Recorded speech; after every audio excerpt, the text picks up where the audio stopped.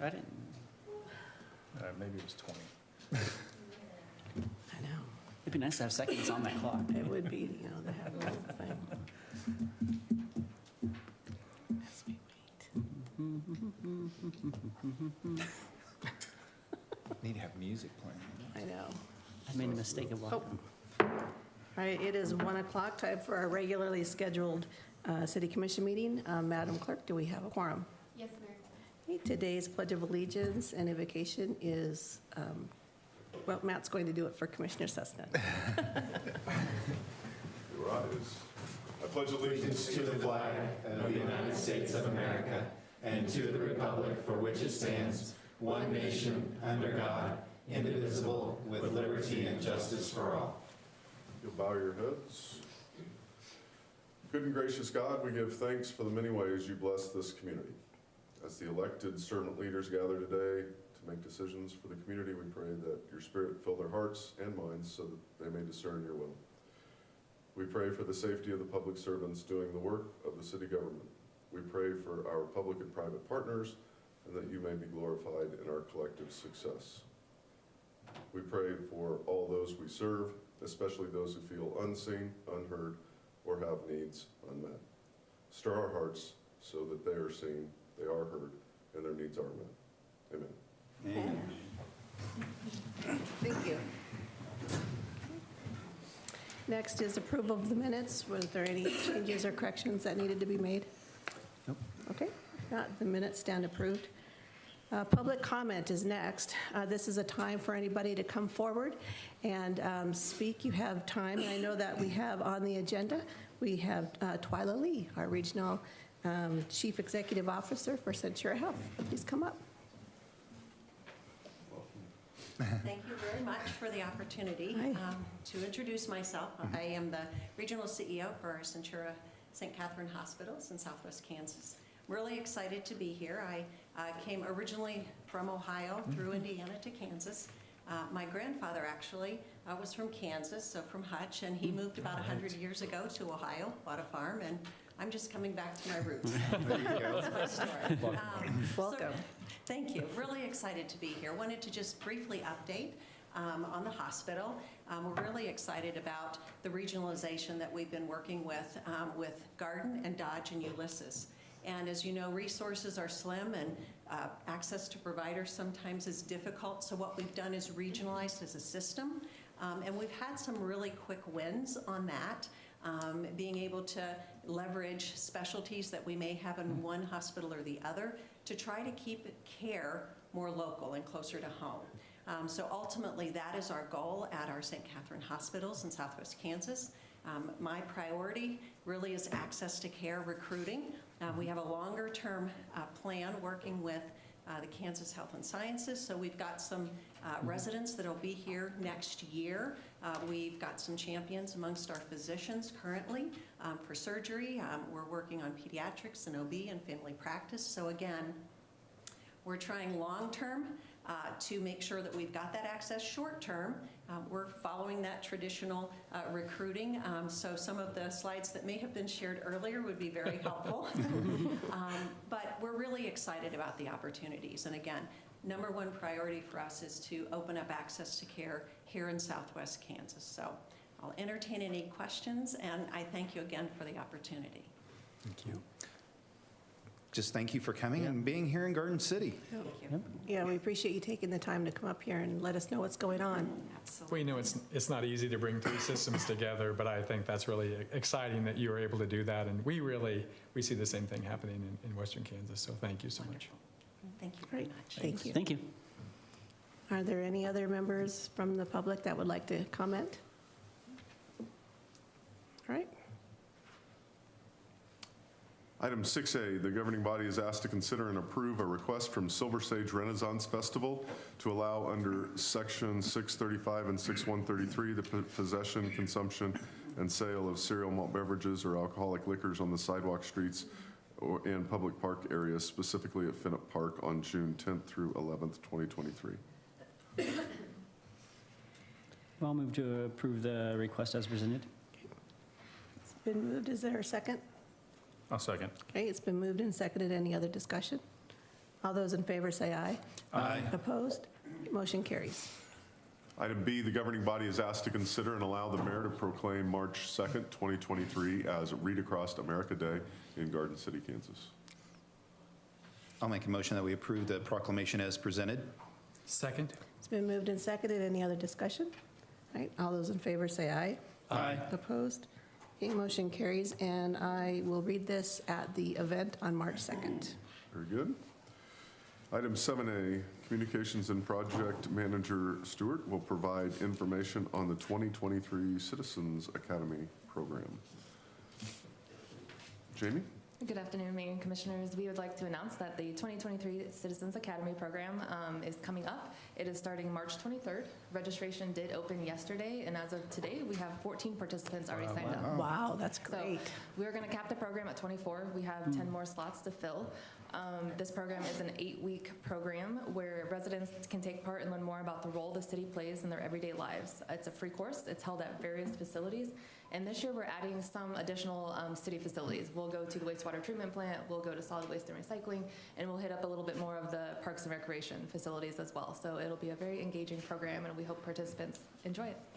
Thank you. Oh, thank Awesome. you. Thank you. 14, that's fantastic. And you can register on the website, correct? Yep, register online. We posted something yesterday on social media. We put out a press release. Yep, city's website has it as well. Great. Awesome. Sounds good. Thank you. Congratulations, item B, congratulations to the Garden City Fire Department for successfully applying for and receiving a 2022 Assistance to Firefighters Grant in the amount of $83,272.72. This is for a diesel exhaust emission capturing system in the apparatus bay for the Allen Shelton Central Fire Station and Fire Station number 2. So, John, do you want to share anything beyond that? Chief Ursick will give you more details. Yeah, good afternoon, Mayor and Commissioners. Yeah, this was applied for when we had the interim fire chief, Cunningham, and just received notice late September of last year, and are moving forward with it to get it installed in both stations. So, That's great. Congratulations. Congratulations. thank you very much. And then while you're here, I was going to mention something around the horn, but I saw that I saw the brush trucks Yes, out and about, and pretty excited about that, seeing them. they're big trucks. They're big trucks, yes. They are big trucks. So we're just finishing up training on them. We should have a push-in ceremony late this week or first of next great. week, Okay. and they're in service, so. Okay, great. thanks. Awesome. Yeah. Chief Ursick, the 2023 application for the same pool of funding. Yes, May sir. talk a little bit about your intent with that application. So, yeah, on the 2023 one, we're going after another McGrath recommendation, which is sprinkler systems and fire alarms in both Station 1 and Station 2 to mirror the new station coming in, Station 3. So protecting our investment and notifying if a fire station is in need of fire services, if we're out on another call. So Sure. That would not, yeah, cooking that's a good fires- idea. Right. Cooking fires are the major fires in Oh, I'm sure. fire departments. They run out for an alarm and forget to hit the switches and shut them off, so they can't have fires. The new station will have an automatic kill that will kill all gas and shut it off automatically when the tones go off, so. Good news Sounds moving good. forward. Yeah. I'm excited to hopefully get the other grant and get started on those, so. Yeah. Really awesome. Yep. Thank you. Thank you. Yeah, Thank you. Congratulations. Good job. Items C through I are, or C through H are staff reports. Do you have any questions over any of those?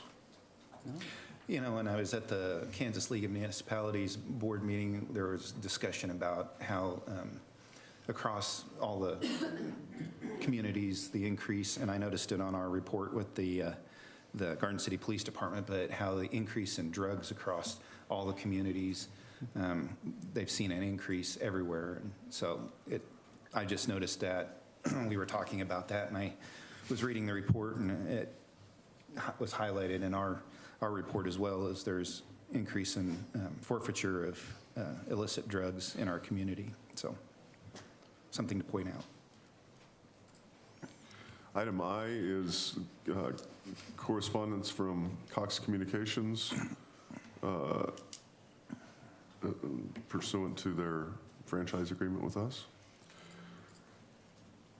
Under item 8, meetings of note, we'll call attention to the fact that this board will gather again prior to its next regular business meeting. On March 2nd, you'll have your governing body goal setting retreat at the Finnop Center from 8:30 a.m. until 5 p.m. Because you are gathered, that is open to the public. So folks can come and attend. Media is welcome to come and attend as well.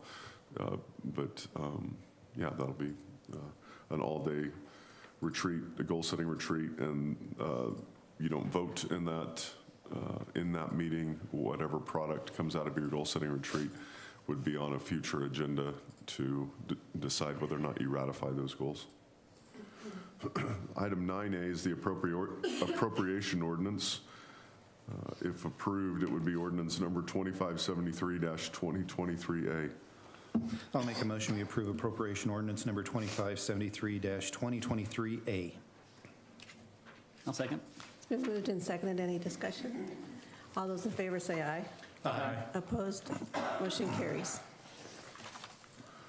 Item 10A is consideration of an ordinance related to the rates charged for the Rent-A-Truck program, and if approved, it would be ordinance number 2950-2023.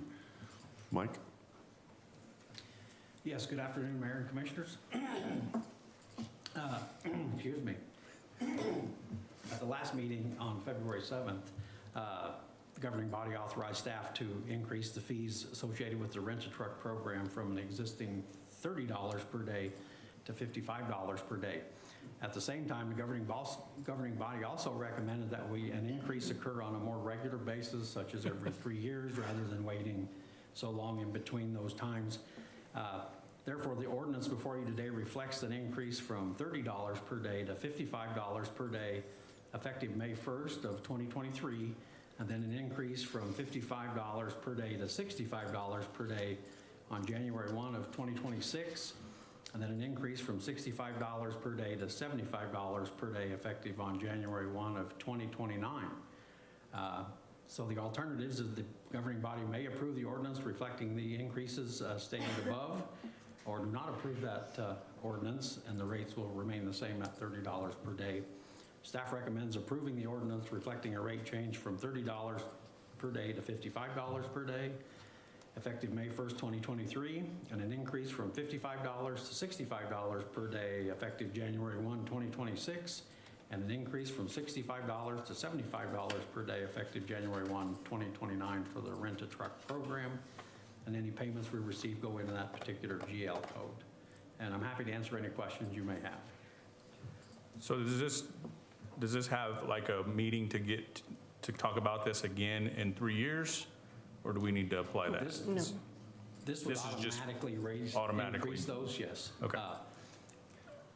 I mean, if there's an issue Yeah. and somebody brings it to the commission, we can always go back and change the rates and redo it and create another ordinance to change the rates as a governing body. But I think they took what we discussed at the last meeting, where we were asking them to look at the rates instead of every 10 years, to look at it a little more often.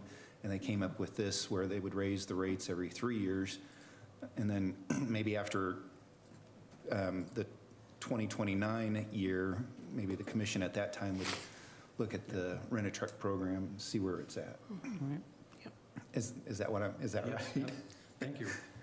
No, I think it's a great solution. Yep. But yeah, I mean, if the rates are too high, or if somebody comes to the commission and says, hey, why are they at this rate? And then the commission at that time could look at that and, need to adjust if we need to, so. It's still a great bargain. I mean, this is and the opportunity having something like this, it really is. Just the landfill costs alone are. I make a motion, we approve ordinance 2950-2023. Second. Okay, it's been moved and seconded. Any other discussion? All those in favor say aye. Aye. Opposed? Okay, motion carries. Thank you. Item 11A, a continuation from discussion at a previous meeting. Lon Pishney requests governing body consider a funding commitment to help underwrite the cost of an assessment audits of facilities, venues in the community. Montpishny convened an unofficial ad hoc task force early in 2022 to discuss the possibility of a facilities venue assessment audit. Attached was, in your packet, was an email correspondence from Mr. Pishney requesting consideration of a funding commitment from the City of Garden City towards a study. Also in your packet is a copy of the study proposal from Hunden Strategic Partners. The cost of the study is $50,000 as outlined in the proposal. The request went before the Board of County Commissioners on Monday, February 6th. They have agreed to pay up to $35,000. Finney County CVB has agreed to fund $10,000, and the Garden City Area Chamber of Commerce has agreed to fund $5,000. Any funding the city would contribute to the proposal would reduce the county portion of the project costs. This item was first brought before the City Commission on February 7th, 2023. After discussing the item, the City Commission requested the item be brought back after the ad hoc task force met to review the proposal. So as alternatives, the governing body may approve Mr. Pishney's request and identify a dollar amount for a funding commitment, or the governing body may decline Mr. Pishney's request for a funding commitment. If funding is committed for this project, the amount would be reflected in an amended general fund community development 001171 2023 line item during the creation of the 2024 budget.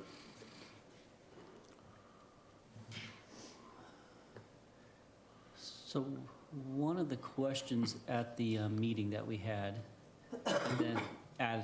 unofficial ad hoc task force, was it was kind of left out there that there was possible other sources of funding that weren't to be named at that time. Do we know if any of those sources of funding came through, or?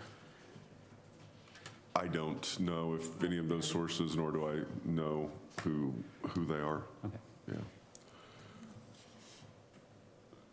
And I didn't get a sense from the meeting of a timeline to find out about those things. Right. If you have questions, and I don't know the scope of the questions, if both Roxanne and Mike are here, if you think it's something you're comfortable answering, you're welcome to jump up and answer a question. If you're not, your choice. So, yeah. I will say Hunden is a good company.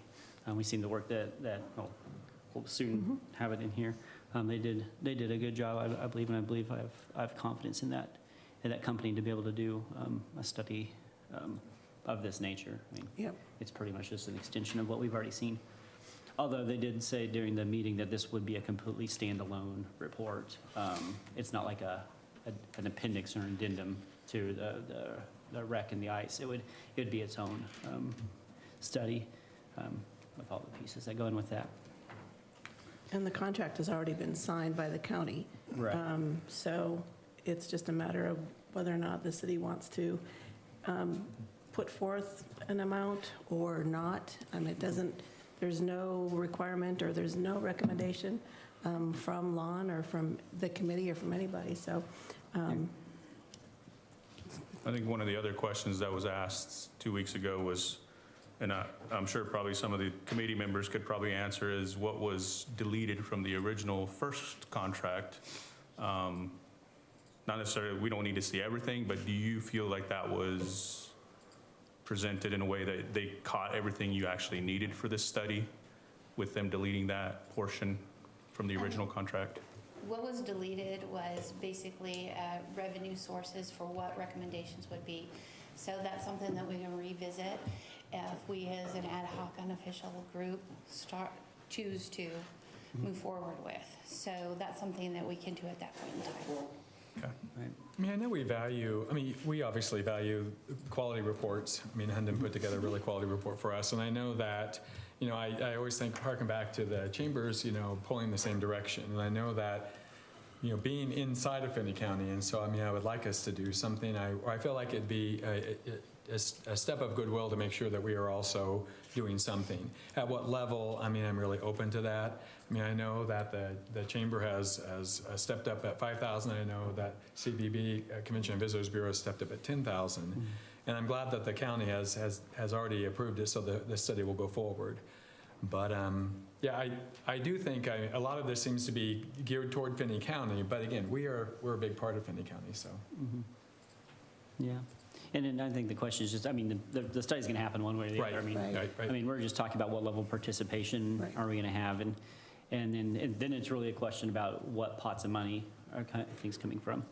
And so when we're talking about like, especially like a rec center, that really is Garden City centric, so it makes sense that Right. the city of Garden City funds that. On the other end, when we're talking about something like a convention center or a civic center, that really is external focused. So that's where it makes sense to me, where funds that are coming in, like through the bed tax, comes in and helps pay for that, because what we're trying to do is increase that source of revenue. I mean, but Garden City is still part of that. The other thing to think of, that in my mind, when I'm thinking about this, is the county's put in there, that's all of the county or property taxes, mostly going into that. That already does include the citizens of Garden City. So we already are putting in, all that we would be doing tax base wise is just be substituting that piece of money from a different revenue stream. Yeah, that makes I mean, sense. there's the other part of us, just like Commissioner Unruh said, with just participating and saying we're here to help along. And I do think there is some value to that. And I do think there is value to feasibility studies in general as well. So those are my thoughts.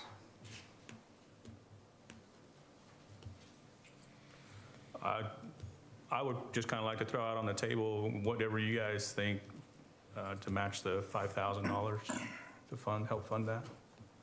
I would second that. So is that a formal motion I'll make a formal motion for that.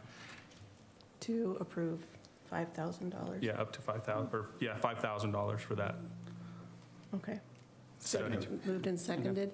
Any discussion? No, that's- Right. All those in favor say aye. Aye. Opposed? All right, motion carries. Thank you. Thank you so much. Thank you, Roxanne. Thank you. Thank We're you. looking forward to the report.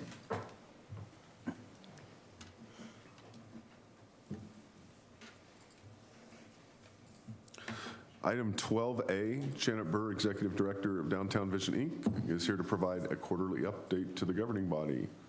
Janet? Good afternoon.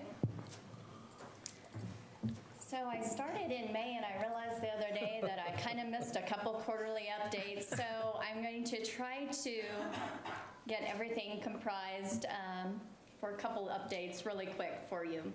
So good afternoon. Thank you, Mayor and City Commissioners, for the opportunity to be here. And I want to thank you for your continued investment in downtown Garden City.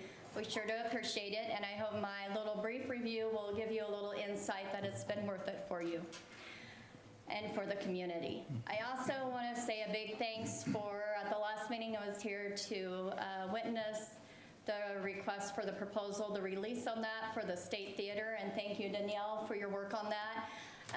There's been a lot of buzz downtown, and I think that's what we needed.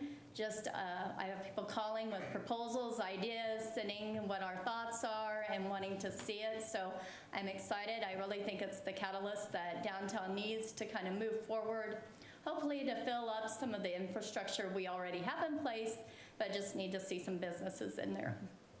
So we have been a little bit busy, and so I'm going to take a little trip and go through the events. And thank you so much for Shannon Dick for helping me get some of the placer data. I can see where I can start to love numbers too, just as much as he does.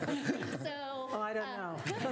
as you can see, I have Town no... isn't big enough for those people. I have no PowerPoint, so I haven't got that in depth yet, so I will just read a few of them. So this year for Fall Fest, we had a beautiful day. We had 12,500 people attend, 100 vendors, Kansas Cruisers, plus they brought a band, and we had over 60 volunteers help us put that event on.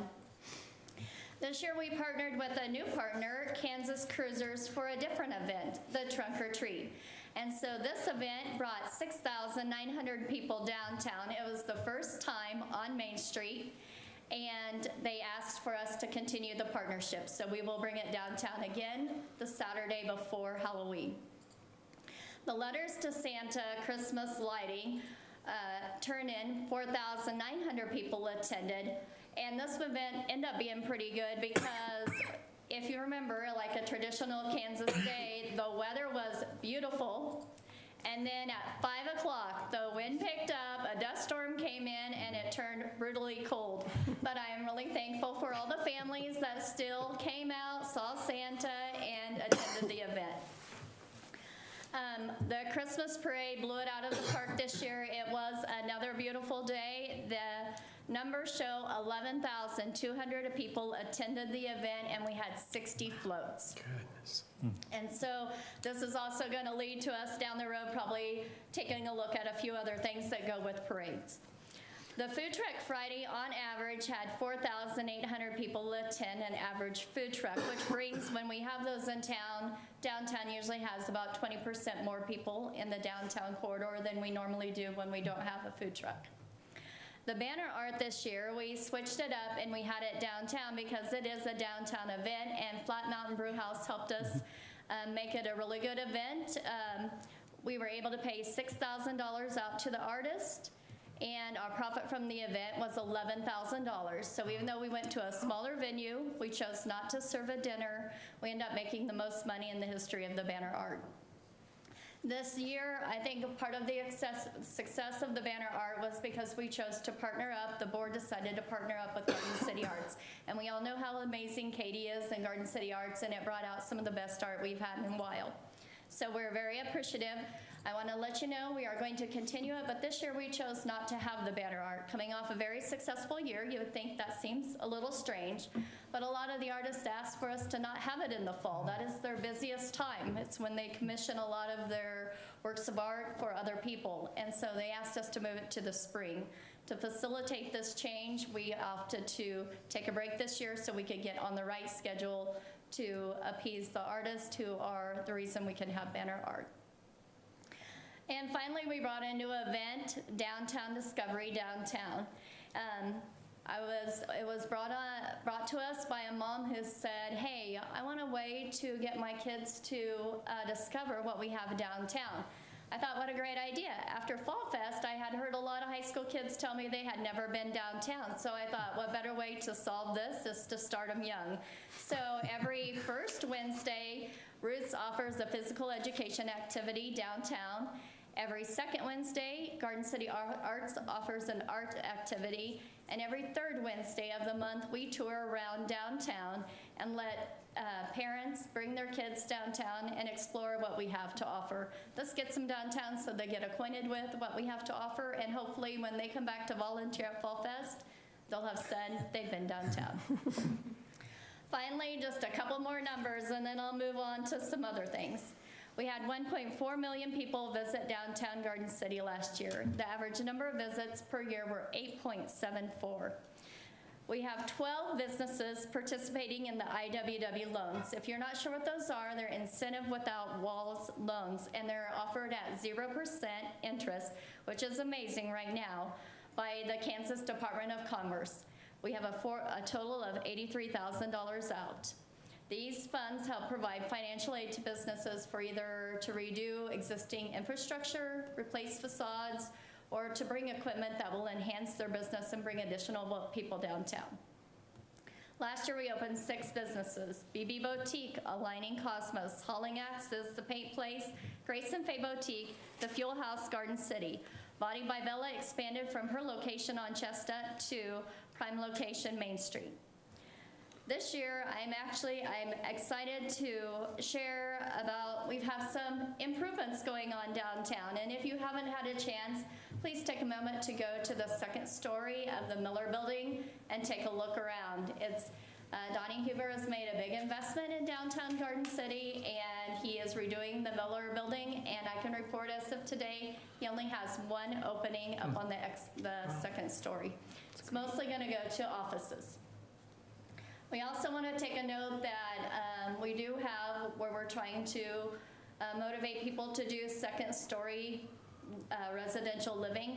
If you have a chance, we have one open right now. It's also by Donnie Huber on the second story of the Illusions Building. It is a 3-bedroom, 2-bath apartment, and it has a rooftop patio, detached garage, and it is available. But I think it's worth seeing just so we can all keep our eye open on what second story living does and what it can mean to downtown Garden City. And finally, I want to say thank you to you guys for the 8th Street improvements. A lot of people are saying that some of what 8th Street has, they want on Main Street. So we can tell them that it does look amazing. We have 10 benches placed and 18 trees planted, and it looks amazing. I think we have about once a week, at least hear from somebody visiting saying what an amazing improvement that was. So finally, I'm going to hit on a couple upcoming events. Number one, our annual meeting is next week. And we're doing it a little different. We're having it at Flat Mountain again. The partnership is working well. So we're gonna do a celebration first. So we're gonna celebrate 2022. So we invite you to come 5 to 6. We'll have some appetizers. It will be at Flat Mountain, like I said.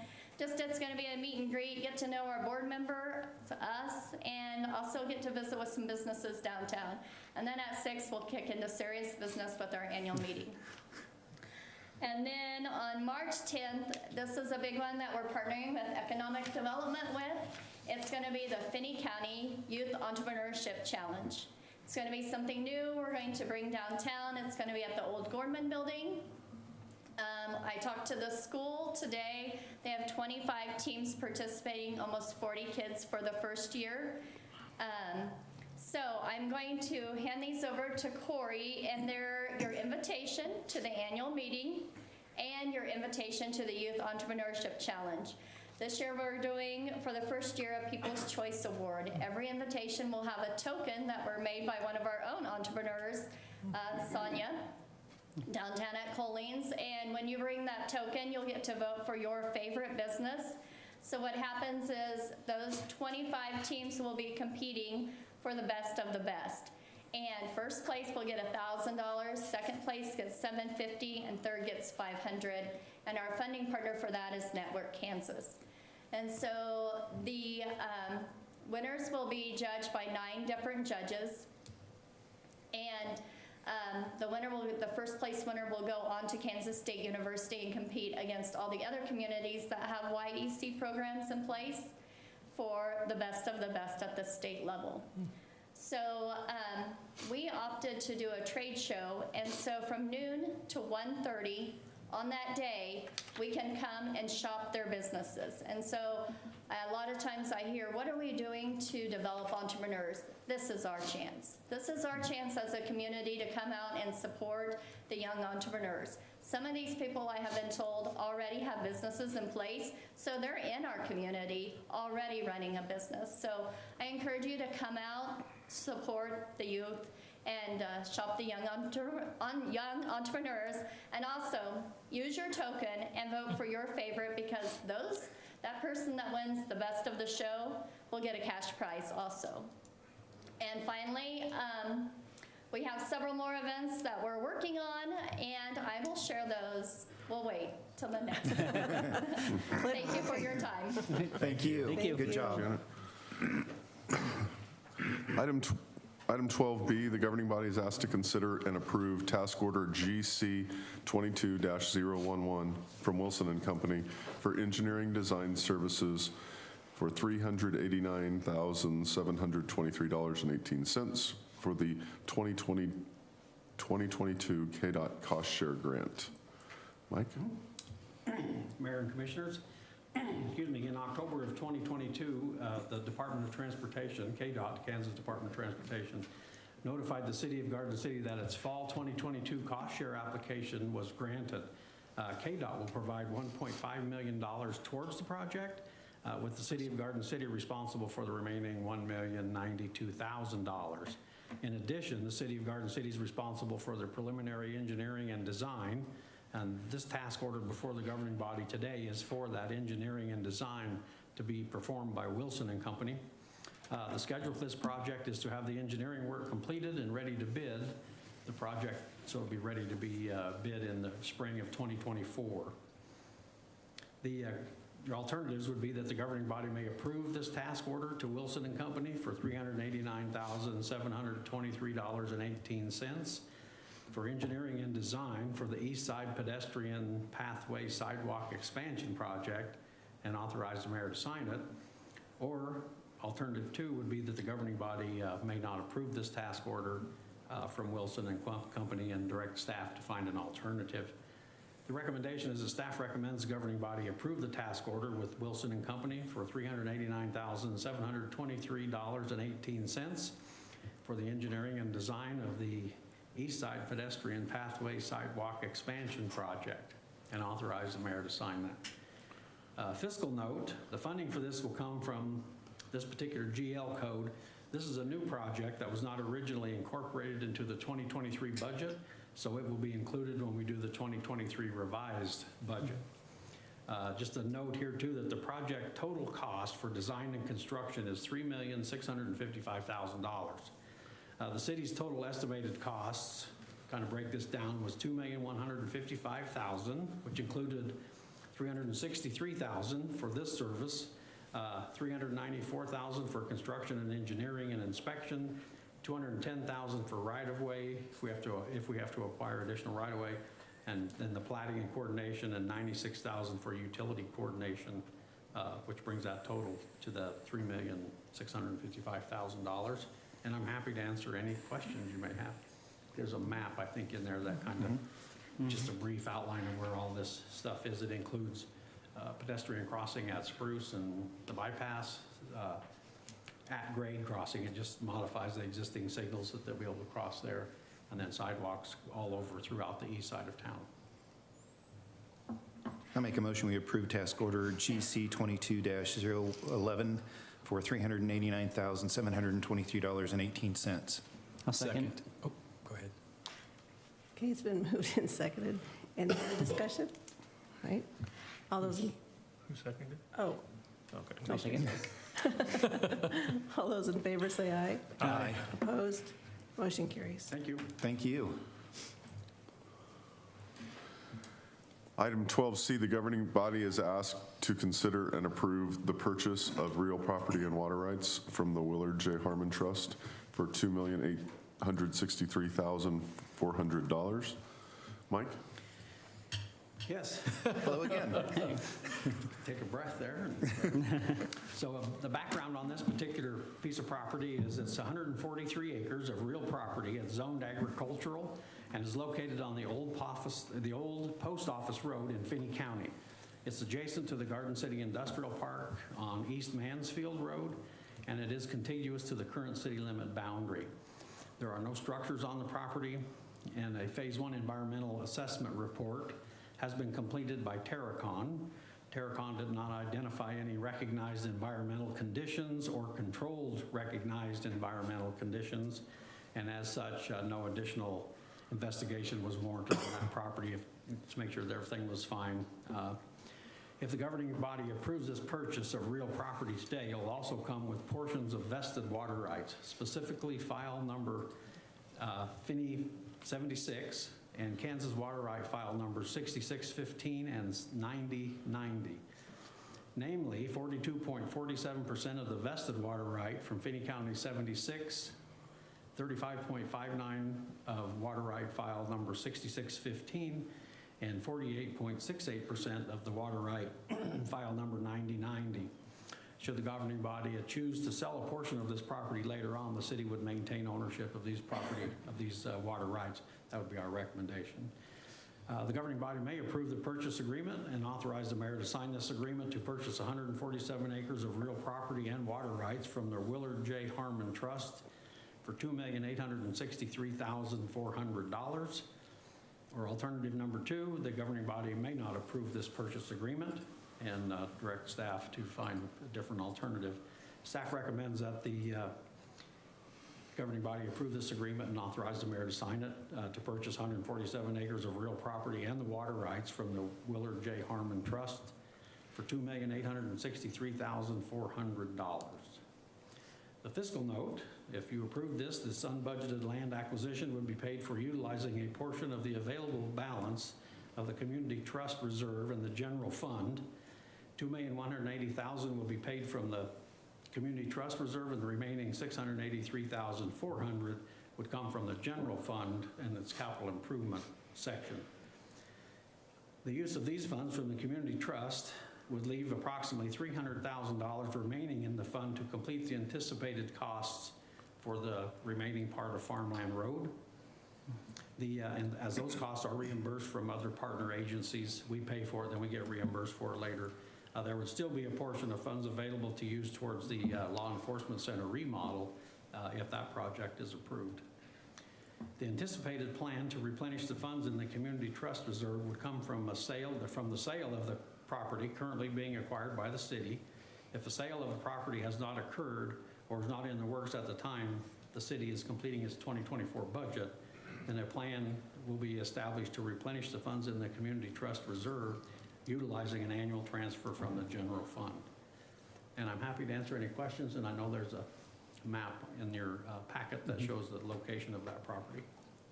I think the location makes this property, I mean, a prime piece of real estate, especially located next to the industrial park. And I know that, economic development in the city has been very successful in gaining, what we need is more space, So I move that we approve the purchase agreement and authorize the mayor to sign the agreement to purchase the 147 acres of real property and water rights from the Willard J. Harmon Trust for $2,863,400. Wow, how do you say that? It's too big a number. I don't talk in those kind of numbers. I've never written a check that big. $2,863,400. Been moved. Is there a second? I'll second that. Any discussion? Just one item on the purchase agreement. We need to change the mayor. It still has the former mayor on down at the bottom there. So that was my only thing that I saw that needed to be changed on that. So I apologize, we'll get that taken care of or scratched. other than that, Yeah, for $2 million, I think, yeah.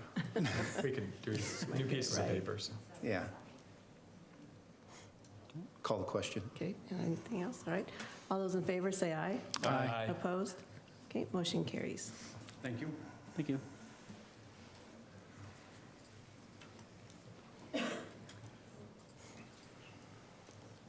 Item D, the governing body is asked to consider and approve 45-degree angle parking at 402 and 404 North 7th Street, creating 3 additional parking spaces. Tyler?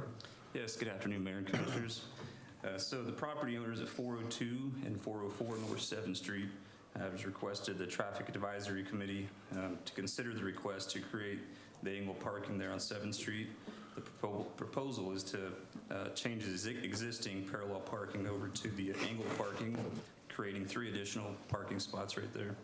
The Traffic Advisory Board Committee met on February 8th. However, there was not a quorum of members present, so the TAC could not take any formal action on the request, but the consensus of the members present were in favor of this request. Staff also is not opposed to the request, and the angle parking would be consistent with what was done across the street there at the municipal court building. Should the governing body approve the request, staff will change the parking over to and do that striping at 402 and 404 North 7th, just as soon as the weather permits that to be done. Alternatives here, number 1, the governing body may approve the request and direct staff to change the parking striping from parallel to angle, or number 2, the governing body may not approve the request to change the parking over to parallel to angle. The recommendation here is the staff recommends the governing body to approve the request and direct staff to change the parking over to the parallel to angle parking. Fiscal note, the funding for the restriping of the parking stalls will come from the street signs and marking jail code that has a balance of $43,000. And with that, I'll answer any questions you might have. I move to approve the request to direct staff to change parking striping from parallel to an angle at 402 and 407 North 7th Street. Okay, is there a second? Second. Okay, it's been moved and seconded. Any discussion? All those in favor say aye. Aye. Opposed? Okay, motion carries. Thank you. Thank you. Thank you.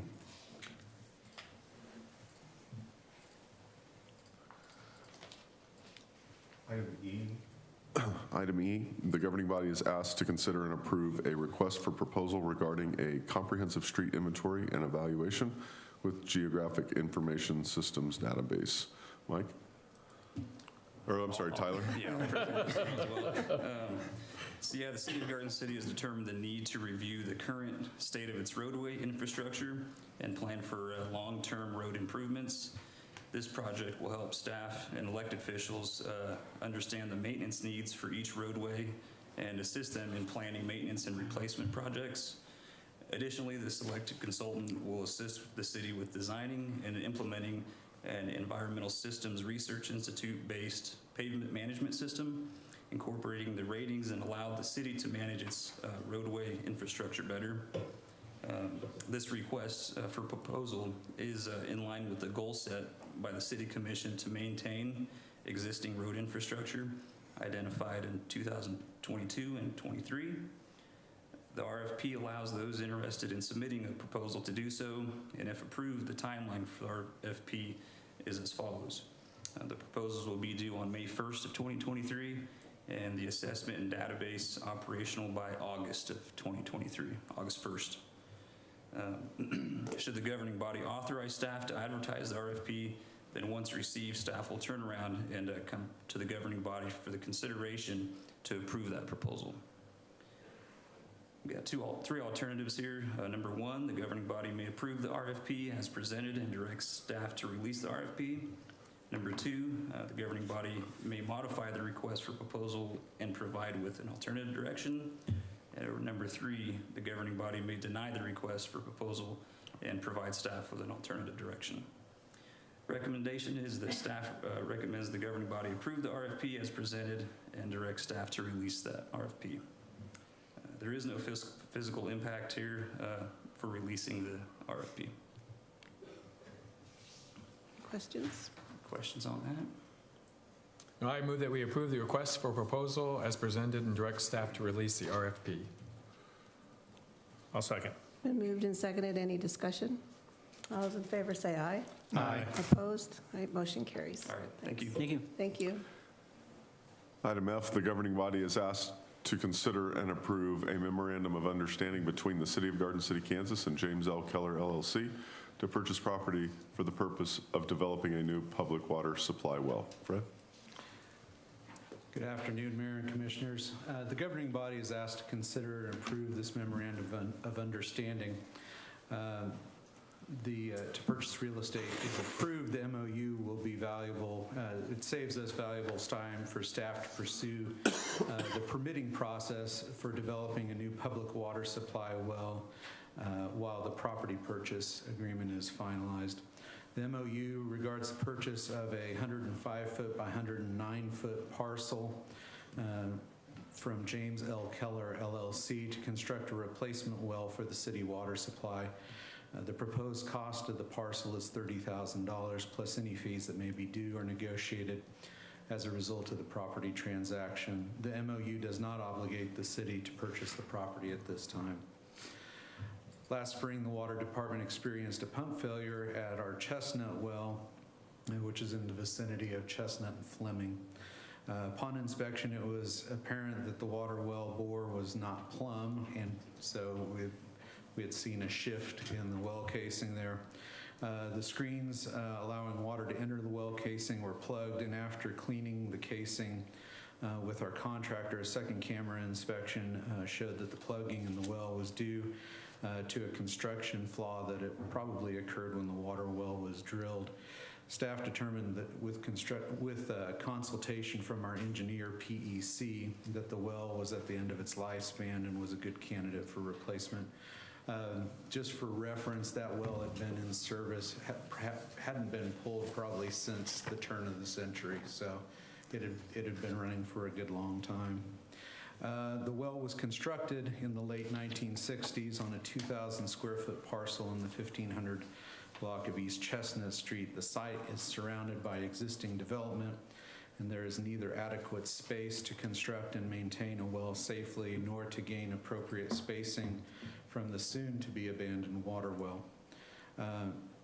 Several factors impact water well moves. These limiting factors are attributable both to the administration of Kansas water law as administered by the Kansas Department of Agriculture Division of Water Resources and environmental regulations as administered by KDHE. So we have several folks to answer to on these moves.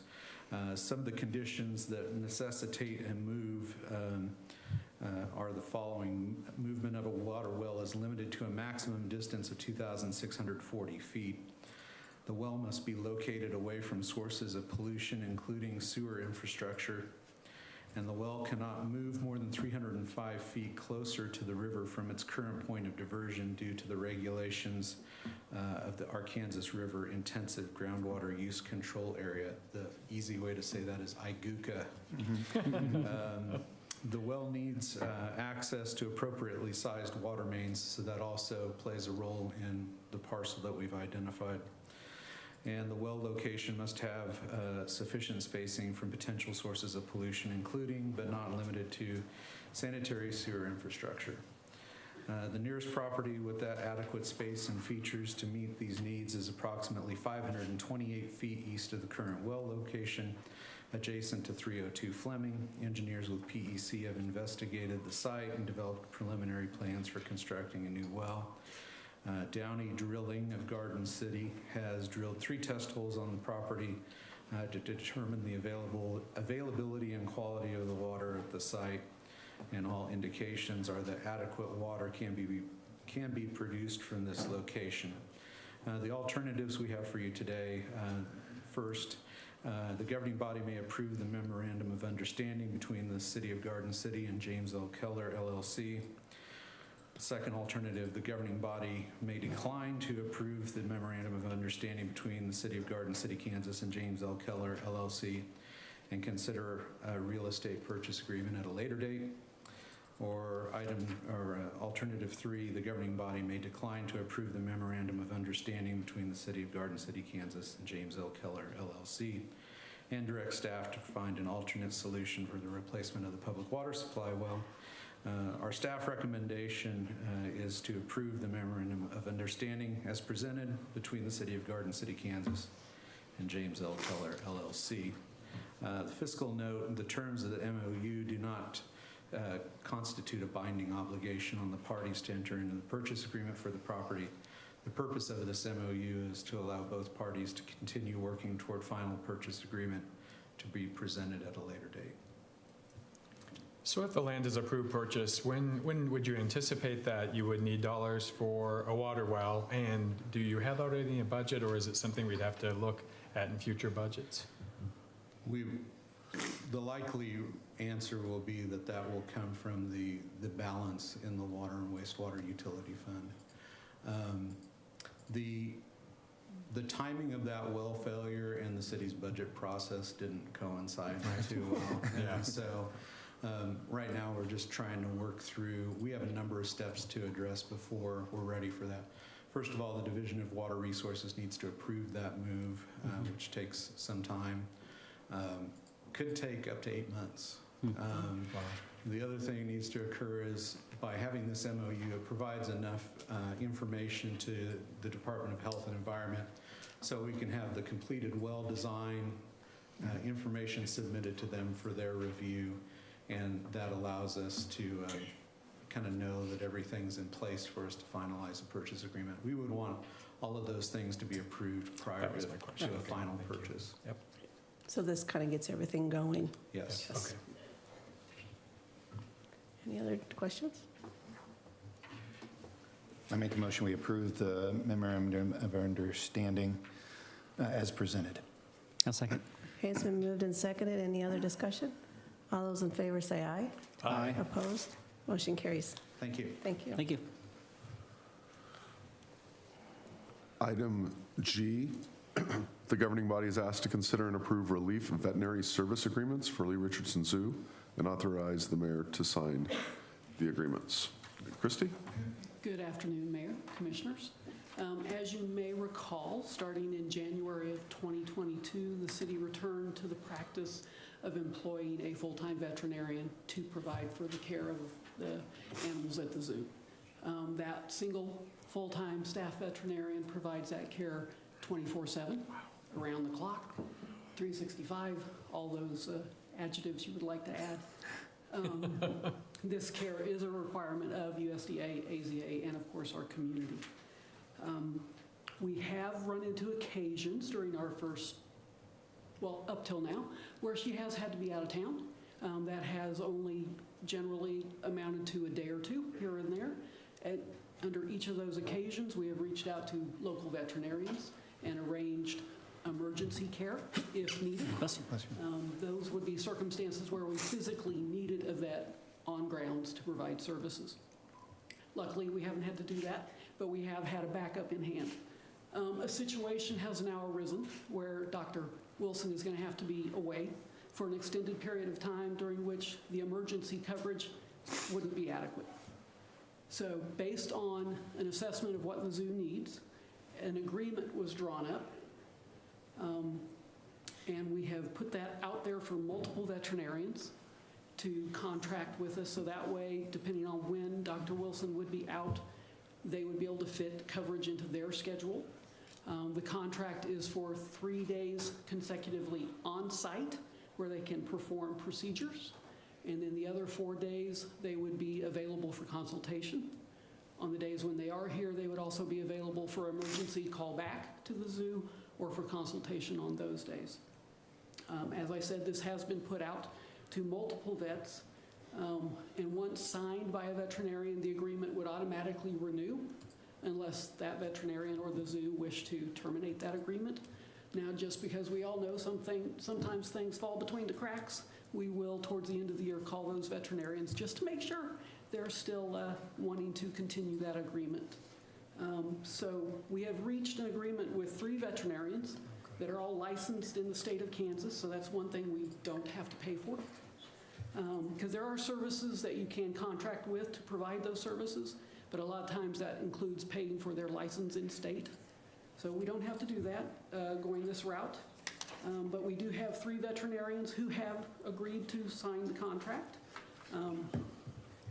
The alternatives before you are to, as the governing body, approve the agreements for relief veterinarian service and authorize the mayor to sign those agreements. Or, of course, you can deny the agreements. We recommend that you do. The fiscal impact based on what we are facing this year could be up to $40,500. We will put that in the revised budget. Next, in the future years, we will also have a line item that would cover this, but it shouldn't be that high because this is a rare occasion. So is Dr. Wilson then now, she's planning on coming back or Yes. planning on staying? Okay, so this is just a stopgap in case something happens, and so. There is, she is dealing with a certain Sure, circumstance no, I understand. right now. Yeah. Well, and I appreciate that there are 3 veterinarians who have said yes or who have expressed interest, because that's already, that's an awesome. Yeah, one's that from they have Kansas that. City, one's from the Salina area, and one's from Colton Okay. area. I make a motion, we approve the agreement as presented. Second. It's been moved and seconded. Any other discussion? All those in favor say aye. Aye. Opposed? Motion carries. Thank you. Thank you. Thank you. Item H, the governing body is asked to consider and approve a bid from Western Motor for a 2023 all-wheel drive Honda HR-V for $27,000. Afternoon, Mayor and Commissioners. Item before you, the Garden City Parks and Rec Department continued to expand the locations using our MyRec registration software, which has now increased staff travel to these locations. Previously, this has kind of been done on a personal vehicle, but before now, it was kind of O-Rate, and that was it. Core has a vehicle to bring their items over, but now we've got the zoo, we've got the pool. The gun range is using the software. Typically, they bring in their reports every day, but occasionally we have to travel there. So this item was identified last year through all this excess travel on personal vehicles, and we were looking to reduce that in addition to the mail runs that we do over to the city building. So not only the MyRec runs, but the mail runs. So we'd like to reduce that. We do have we did put out a bid, got for an all-wheel drive SUV crossover. One bid was returned from Western Motor. It did meet all the specifications except for a CD player. but that's a matter, I think we need to probably pull that from our bid sheet at this point, but. It's a cut and paste monster. Yeah. But I didn't want you to look through there and see the no, and it was a CD player, which obviously is not a important. Borrow one from the museum. Yeah. So the vehicle was bid at $27,000. So the governing body could approve that purchase of the 2023 all-wheel drive Honda HR-V from Western Motor for $27,000, or obviously you can deny that purchase. Staff recommends approving the purchase for the 2023 all-wheel drive Honda HR-V from Western Motor for $27,000. This was not budgeted in the 2023 budget. However, dollars that were left over from the 2022 budget that have been transferred to the reserve fund would be utilized in making this purchase. And I'd be happy to answer any questions. No, I do appreciate that you're reducing the use of personal vehicles, because there is a liability to not only to them, but also to us as a city. And so I do think it's a good idea using city vehicles to do city business. So with that, I move that we approve the purchase of the 2023 all-wheel drive Honda HR-V from Western Motors for $27,000. I'll second. Okay, it's been moved and seconded. Any discussion? All those in favor say aye. Aye. Opposed? Motion carries. Thanks. And if it's okay with the mayor and the governing body, the next item is a presentation that is going to be given remotely, and we've got some equipment hooked up to help facilitate that. If that could be the last business item before, before commission reports. And also, Mayor, I think you wanted to ask the balance of the board if they would consider an amended agenda item as well. Yes, I'd like to actually add a new item L, and then make the consent agenda M, so that we can appoint our city representatives to the Finney County Economic Development Board. Would that be? Are you agreeable to that? Yeah, I agree, yeah. Okay. Okay. Yes. Then let's jump to J. The governing body is asked to consider and approve a bid from Lee Construction for $449,700 to complete the Phase 3 trail improvements at Southeast Park. Aaron? Okay, so we did receive a single bid for the trail improvements at Southeast Park. This was issued December 19th, 2022. Bid submissions were due on January 31st, 2023. We did receive two bids. Lee Construction's bid was a only full bid. Western Irrigation bid just the irrigation package, so it wasn't a valid bid. However, Lee's bid did meet all the specifications outlined by SWT, which is our landscape architect on the project. The price of $449,000 to complete the work is below SWT's estimate. So this would be probably completed if approved by fall of 2023. Now, that being said, we do have some intermediate steps in there to try to get irrigation down and hydro seeding done before summer starts, so kind of by the end of May. So that park becomes much better than what it's the temporary grass that's in there right now. The next phase of this is the plaza improvements, and that would include the development of the playground, the fitness court installation, and the restroom and concessions out there. So we are working on that bid package now and anticipate that release sometime in March. And the anticipated completion of that would be spring of 2024. So the alternatives before you today, the governing body may approve the bid from Lee Construction to complete Phase 3 trail improvements for $449,700, or the governing body may deny the bid from Lee Construction and direct staff to another alternative. Staff recommends approving the bid from Lee Construction to complete Phase 3 for the trail improvements for $449,700. The project's funded through the 2020 and 2021 GO bonds. The 2020 GO bond Fund 043 has a remaining balance of $338,512. That will be expensed first. The remaining $111,188 will be expensed out of the 2021 GO bond Fund 44, leaving a remaining balance of $1,320,568 in that fund. And I'd be happy to answer any questions. I move to approve the bid from Lee Construction to complete Phase 3 trail improvements for $449,700. Second. Okay, it's been moved and seconded. Any discussion? All those in favor say aye. Aye. Opposed? Motion carries. Thank you. Thank you. Item K, the governing body is asked to consider and approve an appointment to fill a vacant seat on the Cultural Relations Board. Derek? Good afternoon, Mayor and Commissioners. The Cultural Relations Board has 2 open board positions. Current Cultural Relations Board members include Ella Zapian, Carmen De La Torre, Mary Buckman, Amy Longa, Kay McPhee, Virginia Kaya, and Vanessa Gaitan. Sophia Hernandez has submitted an application to be considered for an available board member position. Her application was presented and reviewed by the Cultural Relations Board at the regularly scheduled meeting held on February 6th of 2023. Sophia was born and raised in Garden City. She plays an active role in the Mexican Fiesta celebration and currently works as the digital media specialist for the city's communications department.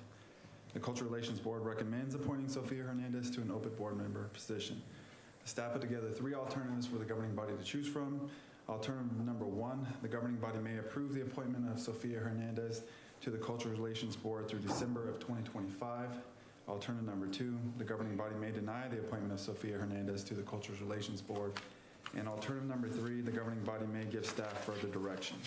Recommendation, the Cultural Relations Board recommends approving the appointment of Sophia Hernandez, and there is no fiscal note, so I'd be happy to answer any questions. Yeah, this would be a great appointment. I hope they know who they're getting. So I move that the governing body approve the appointment of Sophia Hernandez to the Cultural Relations Board through December 2025. Second. Okay, it's been moved and seconded. Any other discussion? All those in favor say aye. Aye. Opposed? Motion carries. Thank you. Congratulations. All right. I believe I'll step down then for item L.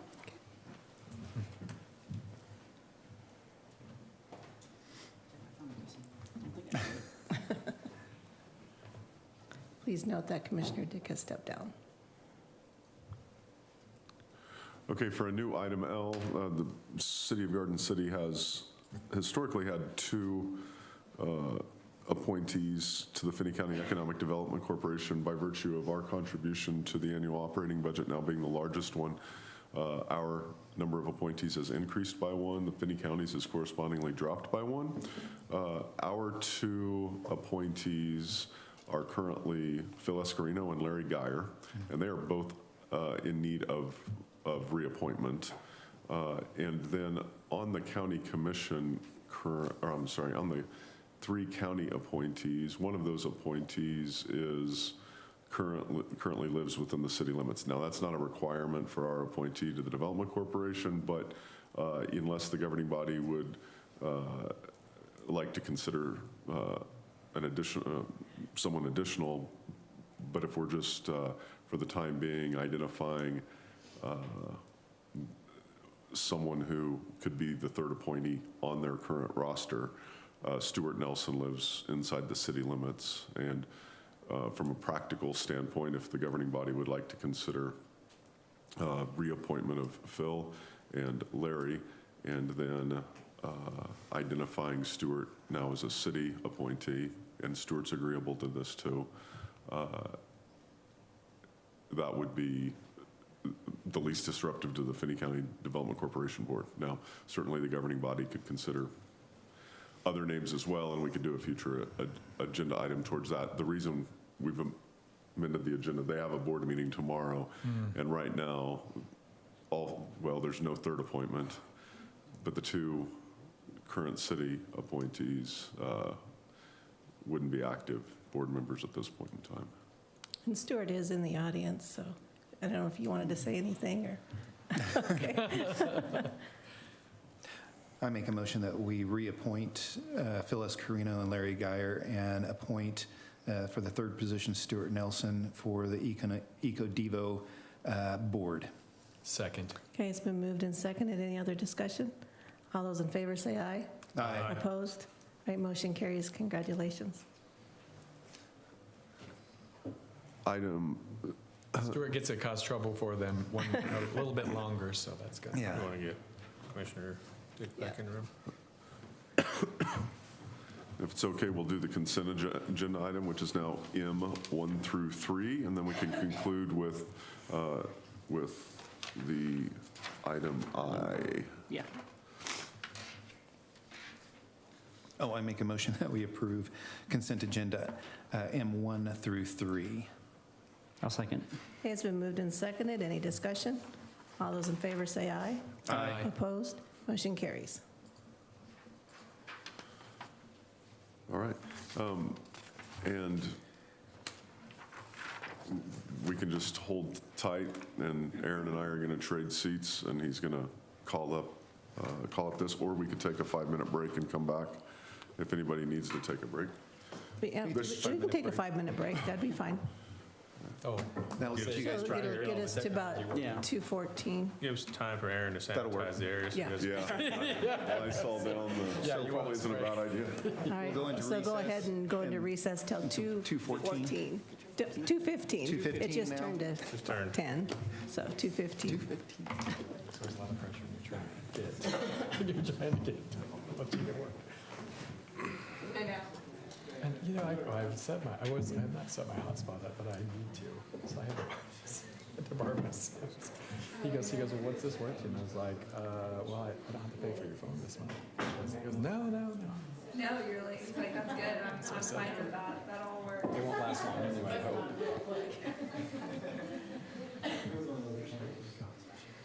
So we're just gonna leave everything on because we're still having issues. So just know that your microphones are still on.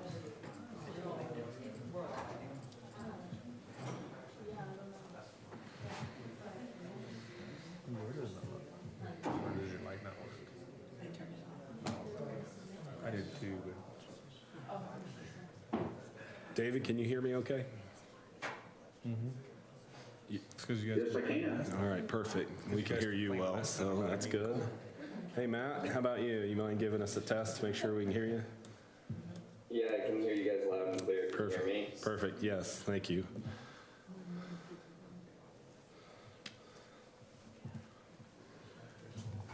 Hi, Rob.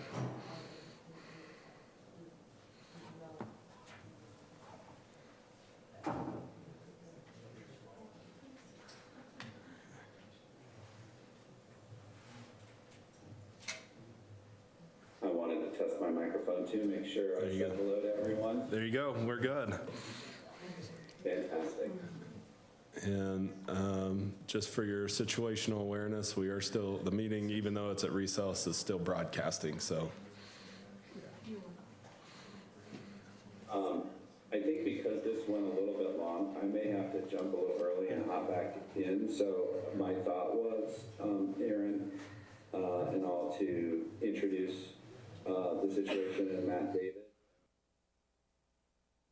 And also then I'll hop back for the Q&A if that works for you. That works for me. Great.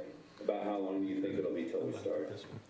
We'll come back here in 4 minutes from recess, and I'll introduce you kind of what the item is, and I'll turn it over to you, Rob. And that introduction should maybe be about 30 seconds, so.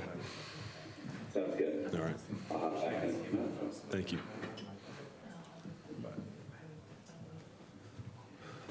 Aaron, I'm going to try to share my screen really quick while we're waiting, just to make sure it's working all right. Sounds good. Might have to give you permission, right? Perfect, thank you.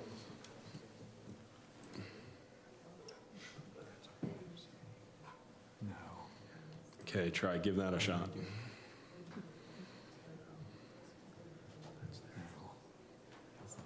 There we go. I know. Believe me.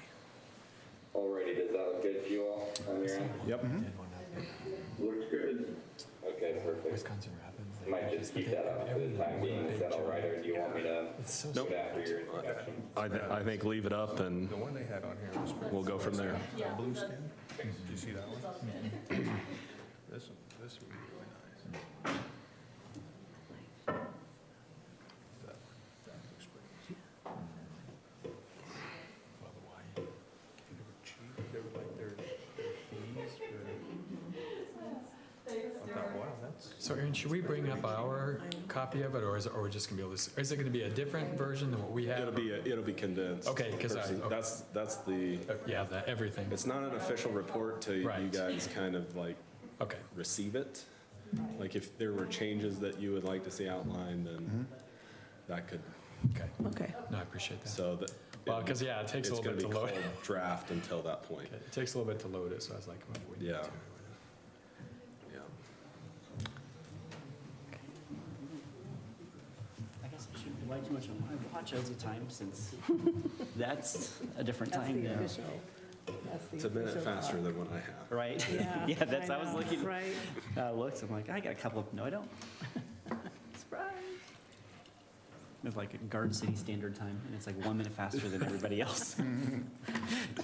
Just means we're ahead of the game. We're Right? ahead. We're ahead. That's how we do it. We That's how start do our it. day ahead and we end it ahead.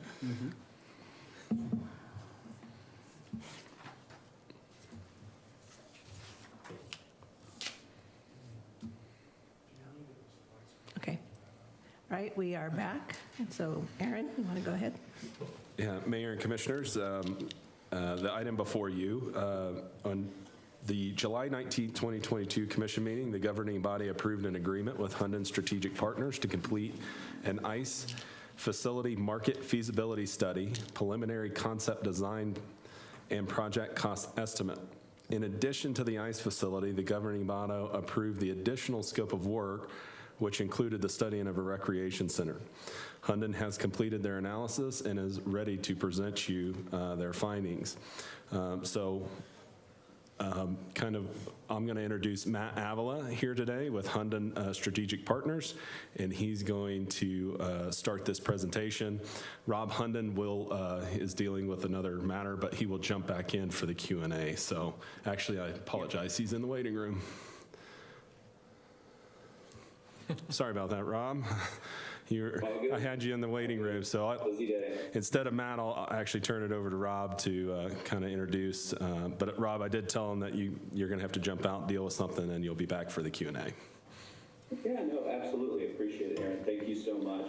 We're thrilled to be here today. It's been a really fun and interesting study process to assess the opportunities for these two related but very different types of development ideas. And we're joined by our project manager, Matthew Avila, and also our craft design expert in waiting, David Greisel, who will talk to you about designs and budgets and some of those things for the different scenarios that we came up with. But we don't, they're not always black and white answers. There are many shades of gray, and there are consequences for different steps that you might take. And so, we think that our job was to focus you on the most opportunistic pathways forward and show you the consequences of taking those actions so that you can make smart policy decisions and financial decisions. So with that, I will turn it over to Matt and David and let them take it away. Perfect, thanks, Rob. So to start off, we're only going to run through the executive summary today to keep it short and to get to the question and answer portion. But our study involved a number of different analyses, which you can see here, which are included in the full deck and presentation, which we can go to during the Q&A if people have specific detailed questions. But we analyzed the economic, demographic, and tourism of Garden City and the region, and then we dove into an ICE arena market analysis, looked at the rec center market analysis as well, and then looked at some case studies across the country for both ICE arenas and recreation centers. And then we went into our site evaluation, recommendations, drawings, and budgets, and then finished up with demand and financial projections. And today in the executive summary, I'm going to give a consolidated version of all of those analyses and how we arrived at our recommendations from there. So to get things going, we'll start off with our key questions. These are the driving questions that we used throughout our analysis and our interviews that we conducted throughout the process. So to high level these, beginning with our main key question, What is the viability of an ice hockey complex and/or community recreation facility in Garden City? And from there are several other questions that we hope to achieve, but all of them really revolve around the viability of an ice hockey complex or a community recreation facility. So to get to those answers, we wanted to understand the landscape of youth sports and recreation in Garden City, as well as for ice facilities in the region as well. And from there, we wanted to assess how would these facilities be utilized if a project were built, and then how they would financially perform and what would be the economic and community impact of those projects. So those are our high-level key questions. So to move forward into the SWOT analysis for the recreation side of things, because as Rob mentioned, we're working with two kind of different animals here with recreation and ice. So we segmented our analysis looking in specific at rec center and then particularly on the ice side of things. So going quickly through the SWOT analysis, from the strength side of things, many successful recent developments in sports and rec with the Oak Rate Gymnastics, as well as Garden Rapids. There's available land in prime locations. You all are a regional hub for shopping and dining, and there's local support and enthusiasm for a project on the recreation center side of things. In terms of a few weaknesses that I'll note, certain underutilized existing facilities, which we're hoping to solve with our recommendation, disjointed parks and recreation facilities. I'll go into a little bit more detail on that, but currently there isn't one hub location where people can go for indoor community recreation. And then participation is weak for a few of the use types that we looked at, including swimming, court sports, and childcare. But much of this is driven by the lack of a true center hub facility. In terms of opportunities, some existing facilities are not high quality, including the YMCA, and we believe there could be a potential flight to quality if a new venue or center is built. Single recreation facility to maximize usage and minimize staffing, exit core and consolidate. The core fitness facility currently is expensive to lease, so we believe building a new facility will really help in terms of that burden that the Parks and Rec is currently bearing for that facility, and will also increase membership with a new asset like a new rec center. And then really create a community asset for improved quality of life is the goal of a new community recreation facility, which we can show you in David's drawings, which really bring to light what it can do for the local community. And then a few threats: financial viability, competing with private enterprises, staffing concerns, and lack of shared vision. Just a few things we wanted to make sure we noted, but nothing too major in terms of threats.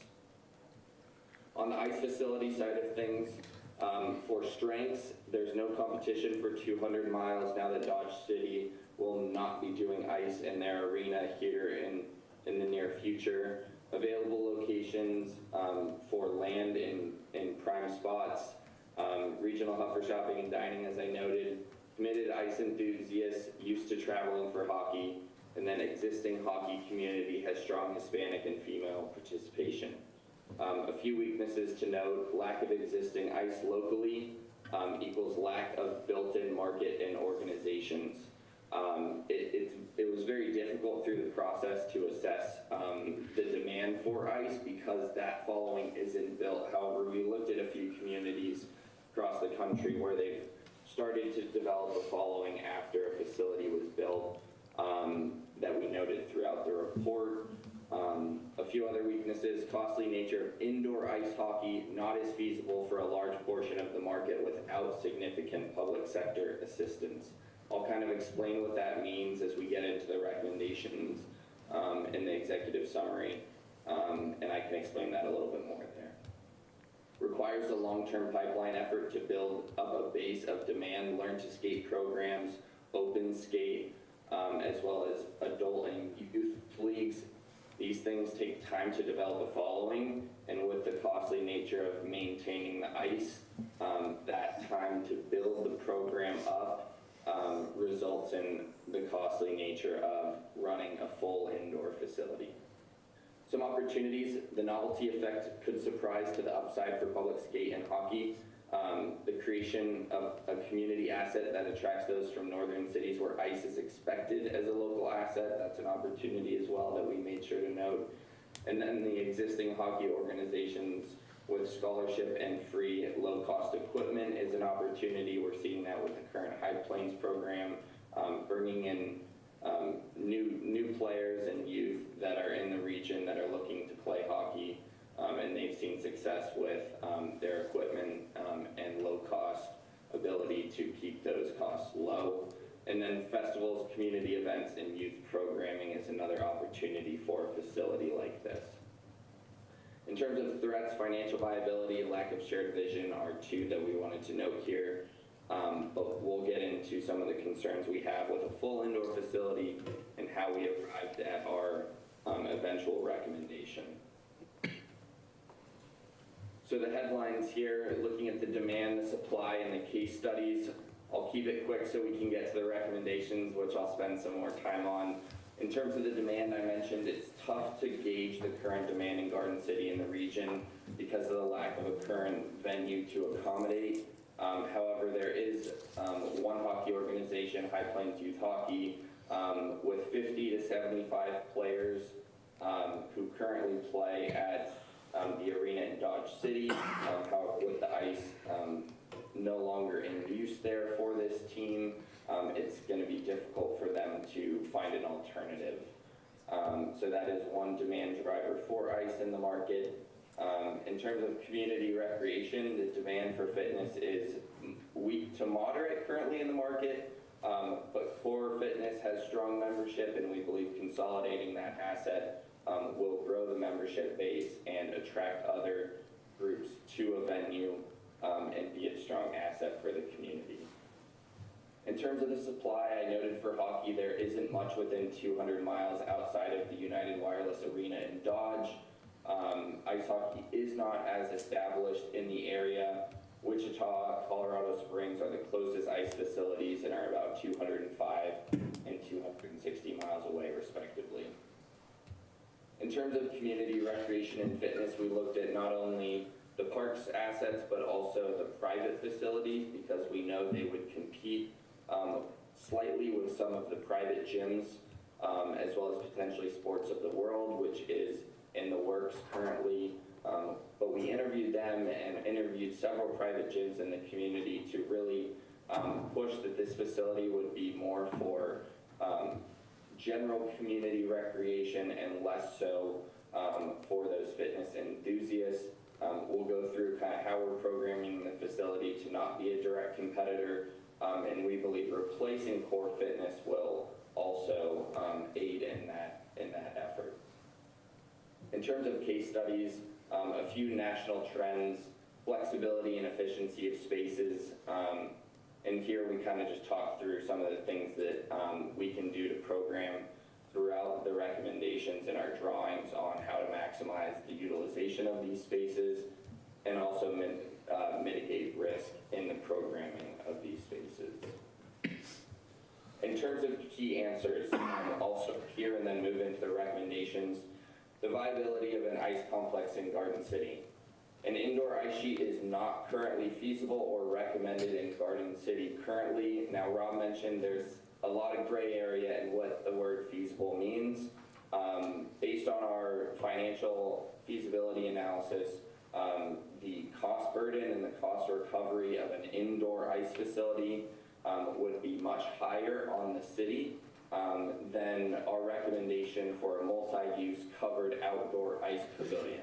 And I'll explain what that means, and we'll show some visuals and drawings as well as a case study from Bend, Oregon on what that looks like. But this is a dual season space that allows for ice in the winter months and then can convert to a hard floor, hard court space for pickleball, festivals, events, basketball, other community activations for concerts and other.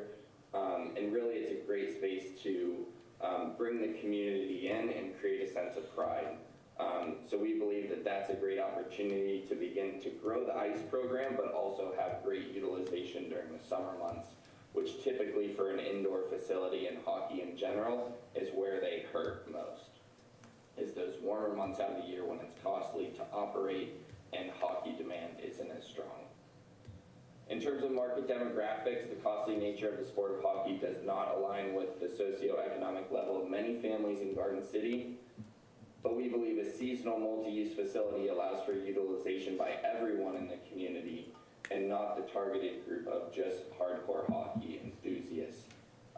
So we believe for the city to tackle a project, we believe the multi-use outdoor pavilion aligns more with the community as a whole. In terms of existing supply, no supply of indoor rinks within 200 miles, as I noted, once United Wireless shuts down their ice. In terms of market demand, demand is very minimal / non-existent, however, difficult to estimate based because of the lack of supply.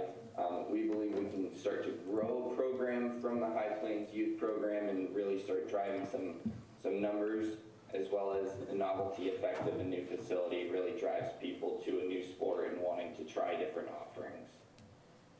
In terms of the opportunity, minimal current opportunity for indoor ice sheet, as I noted, but we believe there's a strong opportunity for an ice pavilion due to the other uses that it can accommodate in the warmer months.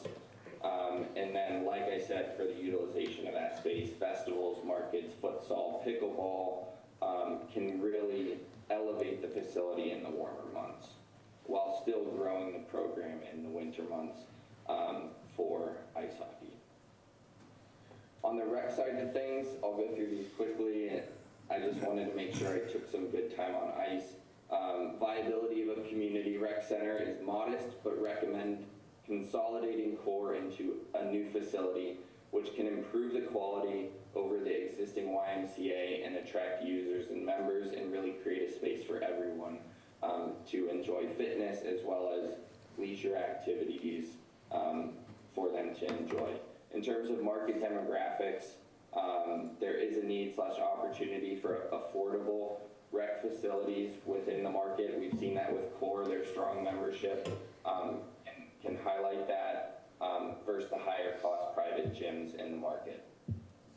In terms of existing supply, I mentioned this before, so I'll move through the next few bullets and get to our summary recommendation slide. In terms of the opportunity, we believe a consolidated high-quality rec facility with fitness, a potential future phase 1 court gymnasium, a walking track, an indoor pool, and multi-purpose rooms is recommended, with a potential future phase for that indoor gym or an outdoor leisure pool. So I'll move on to the recommendations matrix, which kind of high levels a lot of what I just explained, and then we'll show the visuals in terms of, and I'll toss it over to David to talk through kind of programmatically how we went through the drawings of these. In terms of the indoor ice sheet, as I mentioned, not recommended as a public project. We have heard that there is a private group that is interested in developing an indoor ice sheet. So we just want to caution the city that we believe, based on running the numbers, which I'll touch on in a sec, the viability is a concern. So our recommendations, like I've mentioned, the outdoor covered pavilion with some sizing on the right column there. And then for the community recreation center, we believe an 8-lane, 25-yard pool indoors, as well as the strength training and fitness space, a walking track, multi-purpose classroom space. And then childcare came up on a number of our conversations. We want to push and recommend for a space for infants and children under the age of 5. We believe there's some difficulty with this, but in terms of attendance of other childcare offerings for those that are slightly older, the attendance hasn't been great for those older ages, over 5 years old, and people are really looking for childcare for infants and those under 5. So David, I'm going to toss it over to you to chat through some of these visuals on the ice pavilion side of things, and then we can get into the rec center. Yeah, so these are some, hi everybody, David Kreisel, Convergence Design. These are some notional images of what an outdoor ice pavilion might look like, just, kind of vaguely without a whole lot of thought to it. But the idea is, importantly, that it has to be shaded because you obviously want to keep the sun off the ice, and there would also need to be some kind of wind protection, which these two buildings at either end of the rink help to provide some protection from prevailing winds, which are the sun and wind are the two things that make outdoor ice difficult to maintain. So if you can manage those, you can have a pretty good ice surface. And then the notion that's not explored in these drawings, but would be part of it, is that the dasher boards can come out, and during the summer you can have a pavilion space that can be used for farmers markets, festivals, events, concerts, all kinds of things. And you've already got restrooms and concessions to support that. So it becomes a very versatile public space, even when it's not in hockey mode. Very good, thanks, David. And then on the community rec center side of things.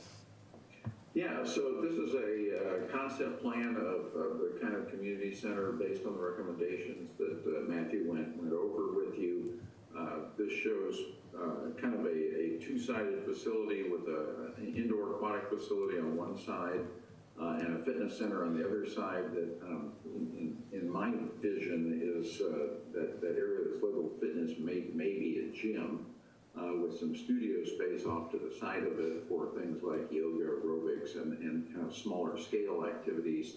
And then you can see childcare and multi-purpose are the two other main functions that are off the lobby that allow you to have meetings and a variety of events, as well as they serve as really a whole lot of the multi-purpose and do a lot of things for coaches, for athletes, for tournament sports, just, all kinds of activities go on in there, seniors and whatnot. And then in the middle, a bank of locker rooms that kind of supports both of these larger facilities. So let's flip to the next slide, if you will. This is some 3D views of what we were just looking at. And the thing I wanted to point out was in this facility, there's a second level of fitness space that would be more for your typical weight training and cardio stuff that could be on a second level above the locker room. So that would have views into the pool and into the gym, which is an arrangement that we have used successfully in a number of other community facilities like this. And then you can see in the foreground, the meeting rooms in purple and the child care space in orange. So this is just, again, just some notions architecturally what this could look like. And this, I will say, both of these designs that you're seeing are site agnostic, so they aren't for a particular site. It would need to be adapted to whatever site we ended up picking. Perfect, David, thanks. So in terms of the ice pavilion multi-use opportunities, as I mentioned, the winter months we project would be about November to March. And this could include hockey, open skate, skating programs, some tournaments, as well as just rentals from local groups or leagues. And then during the warmer months, which would be March to October, we could have the community events, the banquets and receptions, roller hockey as well, to continue to develop that ice hockey, or the hockey, or the sport of hockey in Garden City. And then other sports as well. We know soccer is a very popular sport in the community, so we can see this space being very popular for futsal, as well as basketball, pickleball, volleyball, badminton, dance, and others. So David, I'm going to throw it back to you for the site analysis and kind of where we looked at and what were the top rankings for what we have next. Yeah, so we looked at a number of sites in Garden City, and mostly on the east side of town, although one on the west side of town. But we ended up, I think, evaluating 10 or 12 altogether. Some that were shown to us by Aaron and others that we kind of found on our own. And then we Convergence Design did a little scoring matrix to just rank these sites. So, we're not saying this is absolutely the site, but we're saying in our view, based on these factors, this is how we would rank them in terms of preference. And so to focus on the ones that scored well. They're all kind of along the highway on the east side of town, but the one that scored highest was the community college site, CC1, which is that Nevada-shaped parcel on the east edge of the community college campus, which is a nice, good size site that could accommodate either or both of these facilities, and it has great visibility and access, so a lot of things going for it. And then coming along closely behind those were the two, what I call water park sites, because they're close to the local water park out there. One in the north and one in the south. Both of those scored very close together. So really all three of those, in terms of the ranking, are very close, and really any of those would work well for the new facility. And then you can see a whole bunch of other sites that I'm not going to spend a whole lot of time talking about, but we did look at several by the high school. We looked at one on the west side of town, and just for fun, I looked at one I called the South Junction site, way on the south edge of town, but it did not score particularly well either. So that's a real quick overview of the site rankings, and I'd, of course, be happy to answer any questions about that. Perfect, thanks, David. So I wanted to give a quick example from the case study section of our report, just to show what a comparable facility could look like. I did have a, can we stop before you go off of the sites? I just wanted to ask a quick question. So did you does the city own any of these sites, or do we own them already, or would they require additional purchase of land? The column that indicates ownership says whether they're publicly or privately owned, but like in the case of the community college site, it's privately owned, but it's privately owned by a public entity. So I think there would be some, different conversations about that versus the ones that are purely privately owned. Okay, I appreciate that. Thank you. Very good. So moving forward, I just wanted to show this quick example to bring to light what a facility could look like on the pavilion side of things. This is in Bend, Oregon, which has a population slightly higher than you guys at 104,500 people.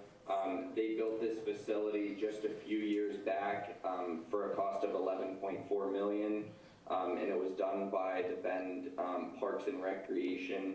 And during the colder months, October through April, the facility operates as an ICE facility where they do all in-house Parks and Rec programming and don't rent the facility to any outside organizations.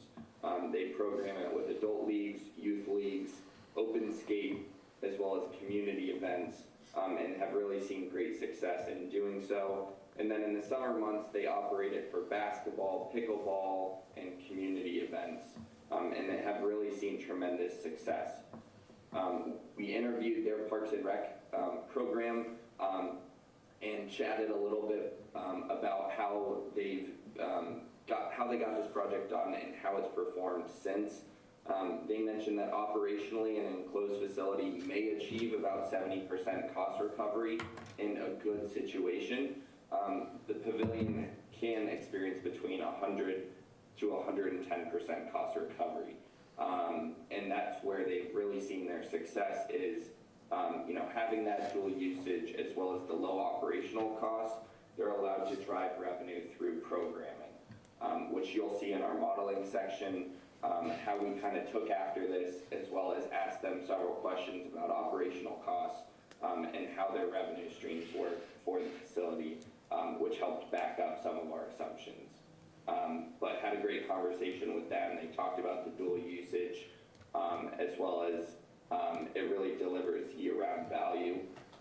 And I chatted a little bit on the design side. They mentioned that they included the enclosures on the side to mitigate wind, because that melts ice quickly. So there's some design features that you can utilize to really create a facility that maintains the ice well, but is more cost effective from the city's perspective. So moving into the operational side of things, Starting with the ice pavilion, we ran the projections here, and this is just a summary of the revenues and expenses, but I'll just touch on a few things. In year one, we expected to generate about $108,000 in revenue, with just over $300,000 in expenses, with a cost recovery of about 56%. By year 5 of stabilization, that's kind of like what we like to use for the year of stabilization for many of these community facilities. We believe we can achieve a cost recovery of 72%, which we believe is very strong, and is largely driven by the increase in programming opportunities in the summer months, as well as starting to grow an ICE program in the winter months. From the community center side of things, our pro forma took into account consolidating Core Fitness and bringing over the membership from that facility. So I chatted with Aaron as well as current management at Core Fitness to kind of understand the breakdown of that facility. But within this analysis, we show an a slight operating deficit net of existing staff of about $458,000 or $59,000 in year 1, and by year 5, an operating deficit of $394,000, with total revenues by year 4 of about $1.8 million. We also ran a scenario of the indoor ice complex to understand how we could expect this to perform. Although it isn't recommended in our scenarios, we wanted to assess how this would perform because of the interest from a potential private party. Based on this analysis, total revenues would be $435,000 in year 1, growing to $616,000 by year 5, and then expenses in year 1 would be $633,000 in year 1, and by year 5 they would be $611,000, with a cost recovery percentage of 50% upon stabilization. So taking into account this operational deficit as well as the cost recovery percentage being much lower, this is what kind of resulted in us moving more towards the pavilion concept, which minimizes the expense burden and drives a higher cost recovery that we believe is still conservative at 70%. In terms of summary of impacts, we compared the ICE pavilion impact as well as the ICE complex impact in terms of net new spending, net new earnings, as well as net new full-time equivalent jobs, and then the capturable taxes. For the indoor ice complex, there is slightly more upside. This is largely driven by more tournaments and bringing people in from the surrounding region to come play hockey. So there's slightly more upside in terms of fiscal benefits over the 30-year time frame for the indoor ice complex, but we believe these don't outweigh the operational burden of the indoor ice complex. And the non-quantifiable community benefit of the ice pavilion outweighs the slight upside for the indoor facility. So that wraps things up. I did want to go back really quickly. David, I wanted to chat briefly about the estimated costs. I know those, we kind of always gravitate towards those. I probably should have included those at the end of the financials, but do you mind chatting briefly through the estimated cost that you provided here? Yeah, I jumped over to it, and this graphic, the table is a little bit confusing. So the two numbers I want to point out to you are the top two numbers under total. And again, the way we estimate, these are total project costs, which include fees, furnishings, and a pretty healthy contingency. So they should be all-in cost except for land. They don't include land costs because that's such an unknown at this point. But for the ice pavilion, we're imagining about a $7.5 million project to get you something very similar to what Bend, Oregon spent $11 million on. So I'd say, if anything, I'm being conservative on the cost estimate there. And then on the community recreation center, that number just under the ICE numbers, 18.2 million is kind of the primary number that we'd be looking at for the facility. There could indeed be some additive alternates to that, and some of these components are kind of plug and play. You can decide whether you need them or not, but I think 18 million would get you into a pretty nice community recreation facility that would resemble what you're seeing in the diagram. Are your equipment and furnishings included in the construction costs or in the soft costs? Yeah, so the construction cost is the third column in this table, and then soft costs are added to that to get the total project cost. So your equipment, you mentioned your equipment and furnishings. Yeah. So fees, furnishings, and contingency are included in the soft costs. Okay. Things that are not part of construction. So would you recommend, so like that, say that, because the ice part of the pavilion seems to be, it's pretty costly, but would you still recommend the pavilion itself if we didn't do ice? Or you're saying that it's either do the pavilion with ice or not do the pavilion at all? Matt, is that a question for Hendon? Yeah, so I think what's great about the pavilion is you all have a lot of flexibility with that space. So let me move forward to the visualization from Bend. You can build this, and Rob, feel free to chime in, but you can build this where there's flexibility to have both. So it would be our idea to have the ability to have ice and build that in, which we believe there would be a slight increase in cost for that, which David has accommodated for. But then if ice seems to not work out in the near future, we believe there's strong upside to have futsal, pickleball, basketball, and other offerings in there, and that hardcore space can stay in there potentially year-round. It'll be a great. Let me throw in an opinion about the pavilion with respect to ice. Of course, I think every community should have a pavilion, so I'm in favor of pavilions generally, but the ice refrigeration equipment and piping is about $1 million to $2 million hit on that budget.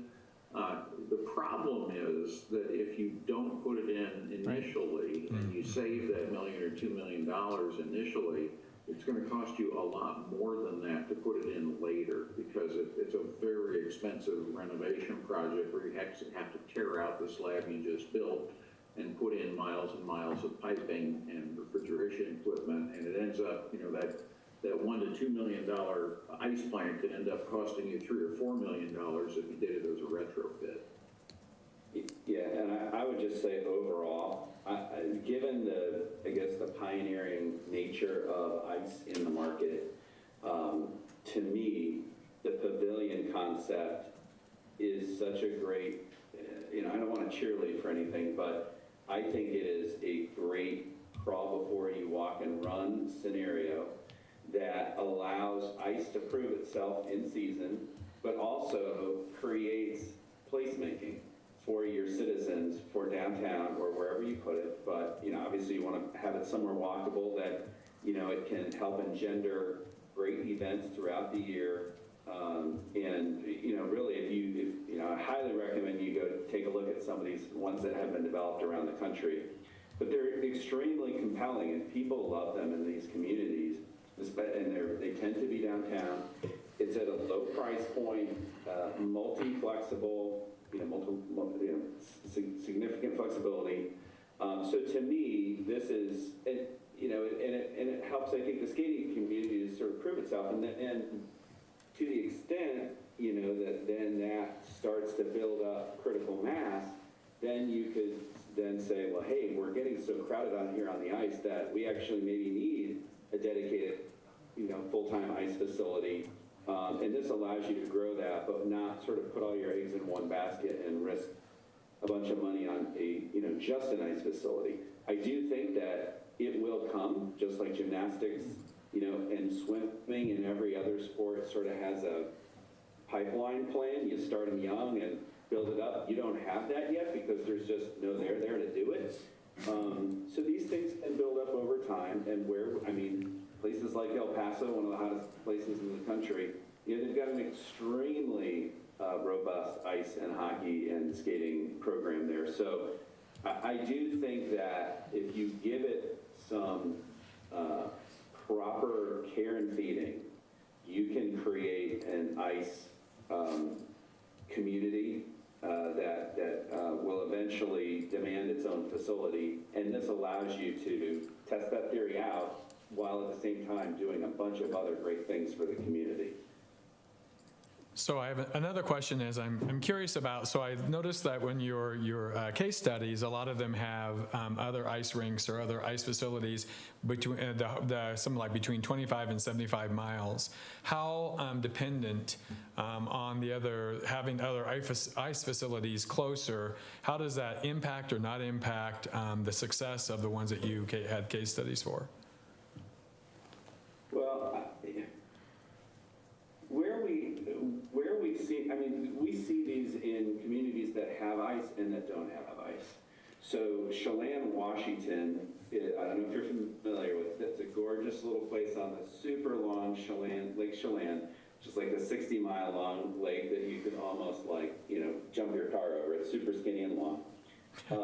And just like in Garden City, these poor folks that want to play hockey or figure skate or just skate recreationally or whatever, they literally have to drive an hour and a half to go to Wenatchee or whatever. Weather is often not great, but they're doing it because they want to play. And so we did a similar study for them specifically for an ice pavilion that would convert for summer activities. And while they haven't, we did another one for Goshen, Indiana, which has ice. So both kinds of communities that have and don't have ice see the benefits and opportunities in sort of this flexible venue that's much less expensive. So I think we've seen it both ways. I hope that answers your question. Yeah, well, because some of the cities I didn't get it. The report was really well done. I just haven't had a chance to go through it several times. But I'm curious about, because some of the cities you're mentioning, like El Paso, obviously is much larger than Garden City, and so is Wichita, and so is Colorado Springs. So I mean, so I know that smaller communities. Smaller communities. I mean, Valparaiso, Indiana is very small. Goshen, Indiana is very small. Certainly, Bend, Oregon is very small. It's got a high tourism component, but that's not necessarily who's using this facility. And Chelan is remote and small and highly seasonal. So, you would not be breaking new ground as a community of your size by considering this. In fact, I think it's probably, like I said, the smart approach to look at something that is less of a huge investment, gives the opportunity to that community to really prove itself up, and but also you have all these other things that it can do that are beneficial for the community and tourism and events. So, I'll stop repeating myself, but I do think these are very well suited for smaller communities. Well, it's a very well put together report. Oh my gosh, a lot of good information that you really showed and highlighted, and a lot of good background information on our community, and I mean on both the ice as well as the rec complex facility. The only thing is I know that we've been working on trying to do with water, so that's my only question about water. So I know, so is it really efficient with water use? Yeah, you recycle the water. Okay. You ice it down. The only things that I would say, just one little changes on the summary on page 19. It switches back and forth between millions and thousands, which is, well, no, that's not. Page 19? Well, oh, no, it's going to be 19 on the PDF download. Hold on. Oh, it's the, keep going there. That's not as important. Yeah, that page, 21 on the thing. It was just kind of hard to follow when we were switching between units of multiplying. The other things that I just have to mention as I was going through is, I mean, there's a lot of focus on hockey, but when we look at the actual usage in most communities, 9 out of 10 users of an ice facility is skate. So while it's good, I mean, you don't want to build something that can't accommodate hockey. Really, the majority of all facilities is when we're talking about users, like individual users, maybe not the amount of times, they might only go there 1 or 2 times versus hockey might be going multiple times, but we're talking about community impact, that's usually on the skating side. I'd also just, when we're talking about estimating demand, I know that when Dodge City had open skate, and there was only like one day, it was very well attended to the point where you had to be there for a little bit to be able to get in there. So there is some idea that, at least on the skating, It was almost like a lottery trying to get over there on the day because it changed all the time. And it was pretty well utilized. And then we did see in the comp plan, and I didn't even think about bringing it until just now, one of those questions was what is one of the things that you want to see built in Garden City? And the number one thing actually was an ice facility. And number 2 was something else. I'll go back and go send it to you to highlight that. So there is some idea that there is a demand there because that was one of the number one things from a comp plan perspective. So anyway, good report all over, and I do agree. And when we're talking about spending public money, I mean, this is a wise way to look at this issue. Yeah, the pavilion that's a really neat concept. I thought that was. Yep. I like the flexibility that the pavilion affords, and just being able to use it all year round, I think makes perfect sense. But I really enjoyed the report, and I mean, I think it helps to make an informed decision, but I also think it kind of sets us up so that if there is a private investor that wants to come in and do some investing in a facility such as this, that there would be at least that feasibility study done for them that could show some hard costs and some soft costs. Right, yeah, it's nice that that's in there where you do have that pro forma for not only the pavilion, but if most likely if we're building a facility, it's going to be a pavilion site, not on the indoor facility. But if somebody were to take that up, we do have that. We'll make sure you can cover this piece here because that's what we're projecting out as a difference in the revenue in versus out. So yeah, that was good to see in that report as well. I wasn't sure this was a picture of our Garden City YMCA when it was. I don't think that. I don't think that's our Garden City YMCA, but That'd be the recommendation. I'd say to change in there, just to update the pictures to have it known as the Garden City YMCA. There was also an interior picture on. Which page was this? Page 63 is the exterior picture. Page 68 is the interior picture of the YMCA. So. I know. Sounds good. I can't scroll fast enough to get there. So I know. I know which way. Thank you for bringing that to our attention. Sure. You can't believe everything you read online. Well, I mean, it's very nice. It might be Garden City. Someday it could be ours. It could be Garden City. Yeah. Well, Garden City, New York, or Garden City. Oh, I didn't think Garden City, Kansas, but yeah. But anyway. Well, I'll make the motion that we accept the ice arena and recreation center market and financial feasibility analysis with those slight changes that were recommended. Yeah, I'll second. Okay, it's been moved and seconded. Any other discussion? All right, all those in favor say aye. Aye. Opposed? All right, motion carries. Thank you so much Thank you. for all of the work that you put into this. Look forward to hearing from you. Thank you for allowing us to work on this. Really appreciate it. It's great. Thank you. Thanks, Rob, Matt, David. Take care. Bye. We'll see you. All right, so that ends the business portion of the commission meeting. Next is city commission reports. Commissioner Sesta. It was good to see and visit with Senator Moran today and get the exciting news about the grant for our water reclamation project that we have here locally. Attended the legislative coffee on Saturday. Good to hear what is happening in Topeka. A lot of discussion about water and, kind of tying into what we heard today. Just wanted to mention out and shout out, just get signed up for the Citizens Academy. I know we have 14 already, but if you haven't had an opportunity to go through the Citizens Academy, I really highly recommend that you do. It's very informative.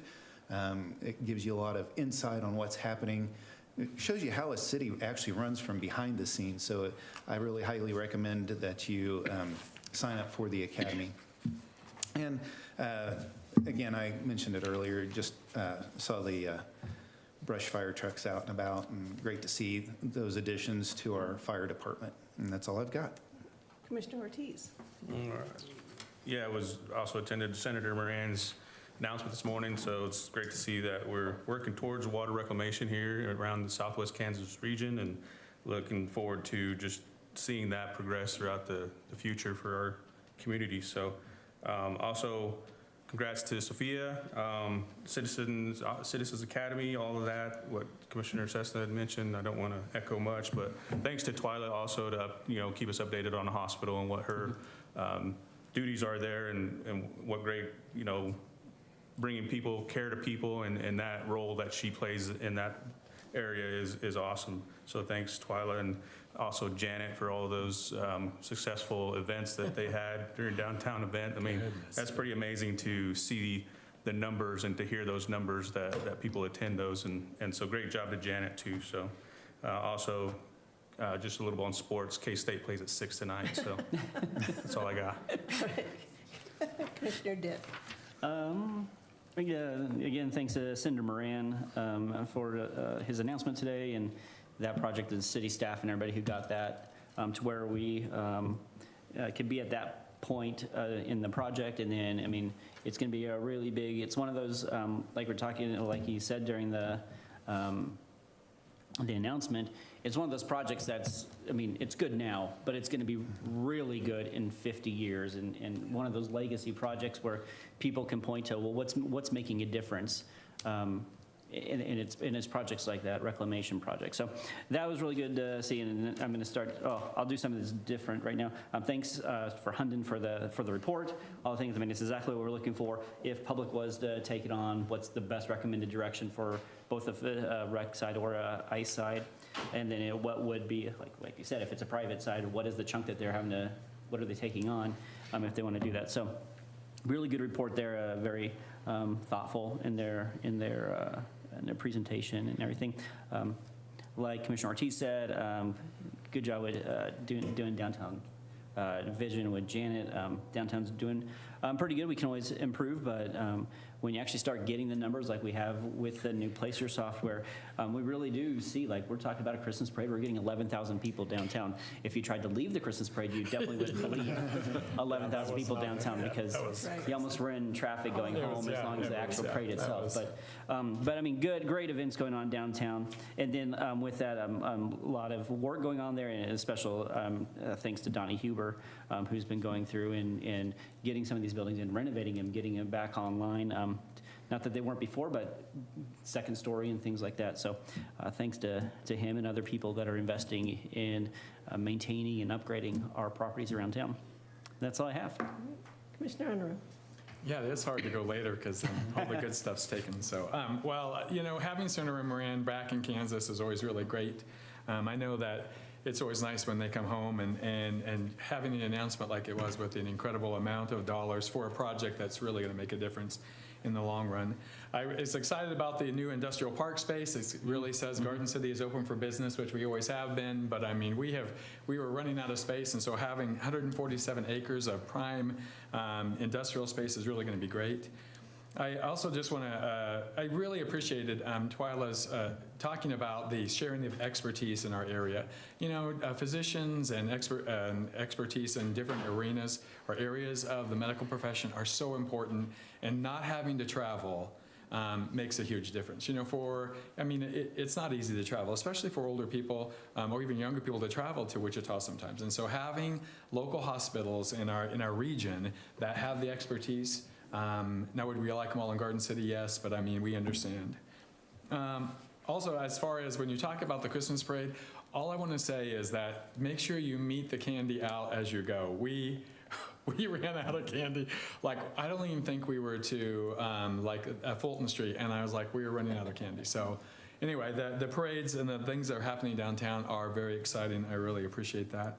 And finally, I just want to make sure, the grant work and the awards that the City of Garden City and the staff have been able to receive, it seems like they make it look easy, and I know the work is incredibly hard, and I don't want to become comfortable with awards, but I mean, just to really show appreciation, that's a lot of work, and it's a lot of effort. I mean, it does come with some buy-in. I know that a lot of the awards require some type of a buy-in from the city, and so, that we're prepared to do that. But, these awards make a huge difference, and from the fire department to the street department, from the parks and recs, we have been the recipient of so many incredible grant awards, and so I want to make sure we don't become used to that, and also just make sure that we appreciate all the hard work that goes on. We see the award when it comes, but there's all the blood, sweat, and hard work on the computers for all that's doing. And congratulations, Sophia, for your new appointment. I'm sure they're going to be blessed for having you, and so I'm excited about the Cultural Relations Board. And that's all I have. I had just a few things. I checked off a lot of things, but anyway, yeah, I agree. The announcement from Senator Moran today was just phenomenal. I mean, anytime that we can get our our legislators to come to Garden City and to see what we're doing, and to, like you said, good projects, money chases good projects. And so it's really important that with the staff that we have and working with all of the different departments and different bureaus and different partners, just to put all that together was huge. And so I was really excited about that. I did want to thank the streets and the airport crews. Last week, we had that crazy weather where it snowed, it didn't snow, it snowed. But even if it doesn't, you still have to be prepared. And so the preparation the night before was great, and I know that those airport crews are out there making sure that those flights take off as they need to. And so thank you for all of the hard work that you did. And also, I was surprised, 1.4 million visitors downtown last year. I mean, that's incredible to me. I am just blown away by that. And so very impressed. Downtown, one of our gems that we have here in Garden City, sets us apart from a lot of different communities. And so I appreciated Janet's presentation today. So with that, the meeting is adjourned.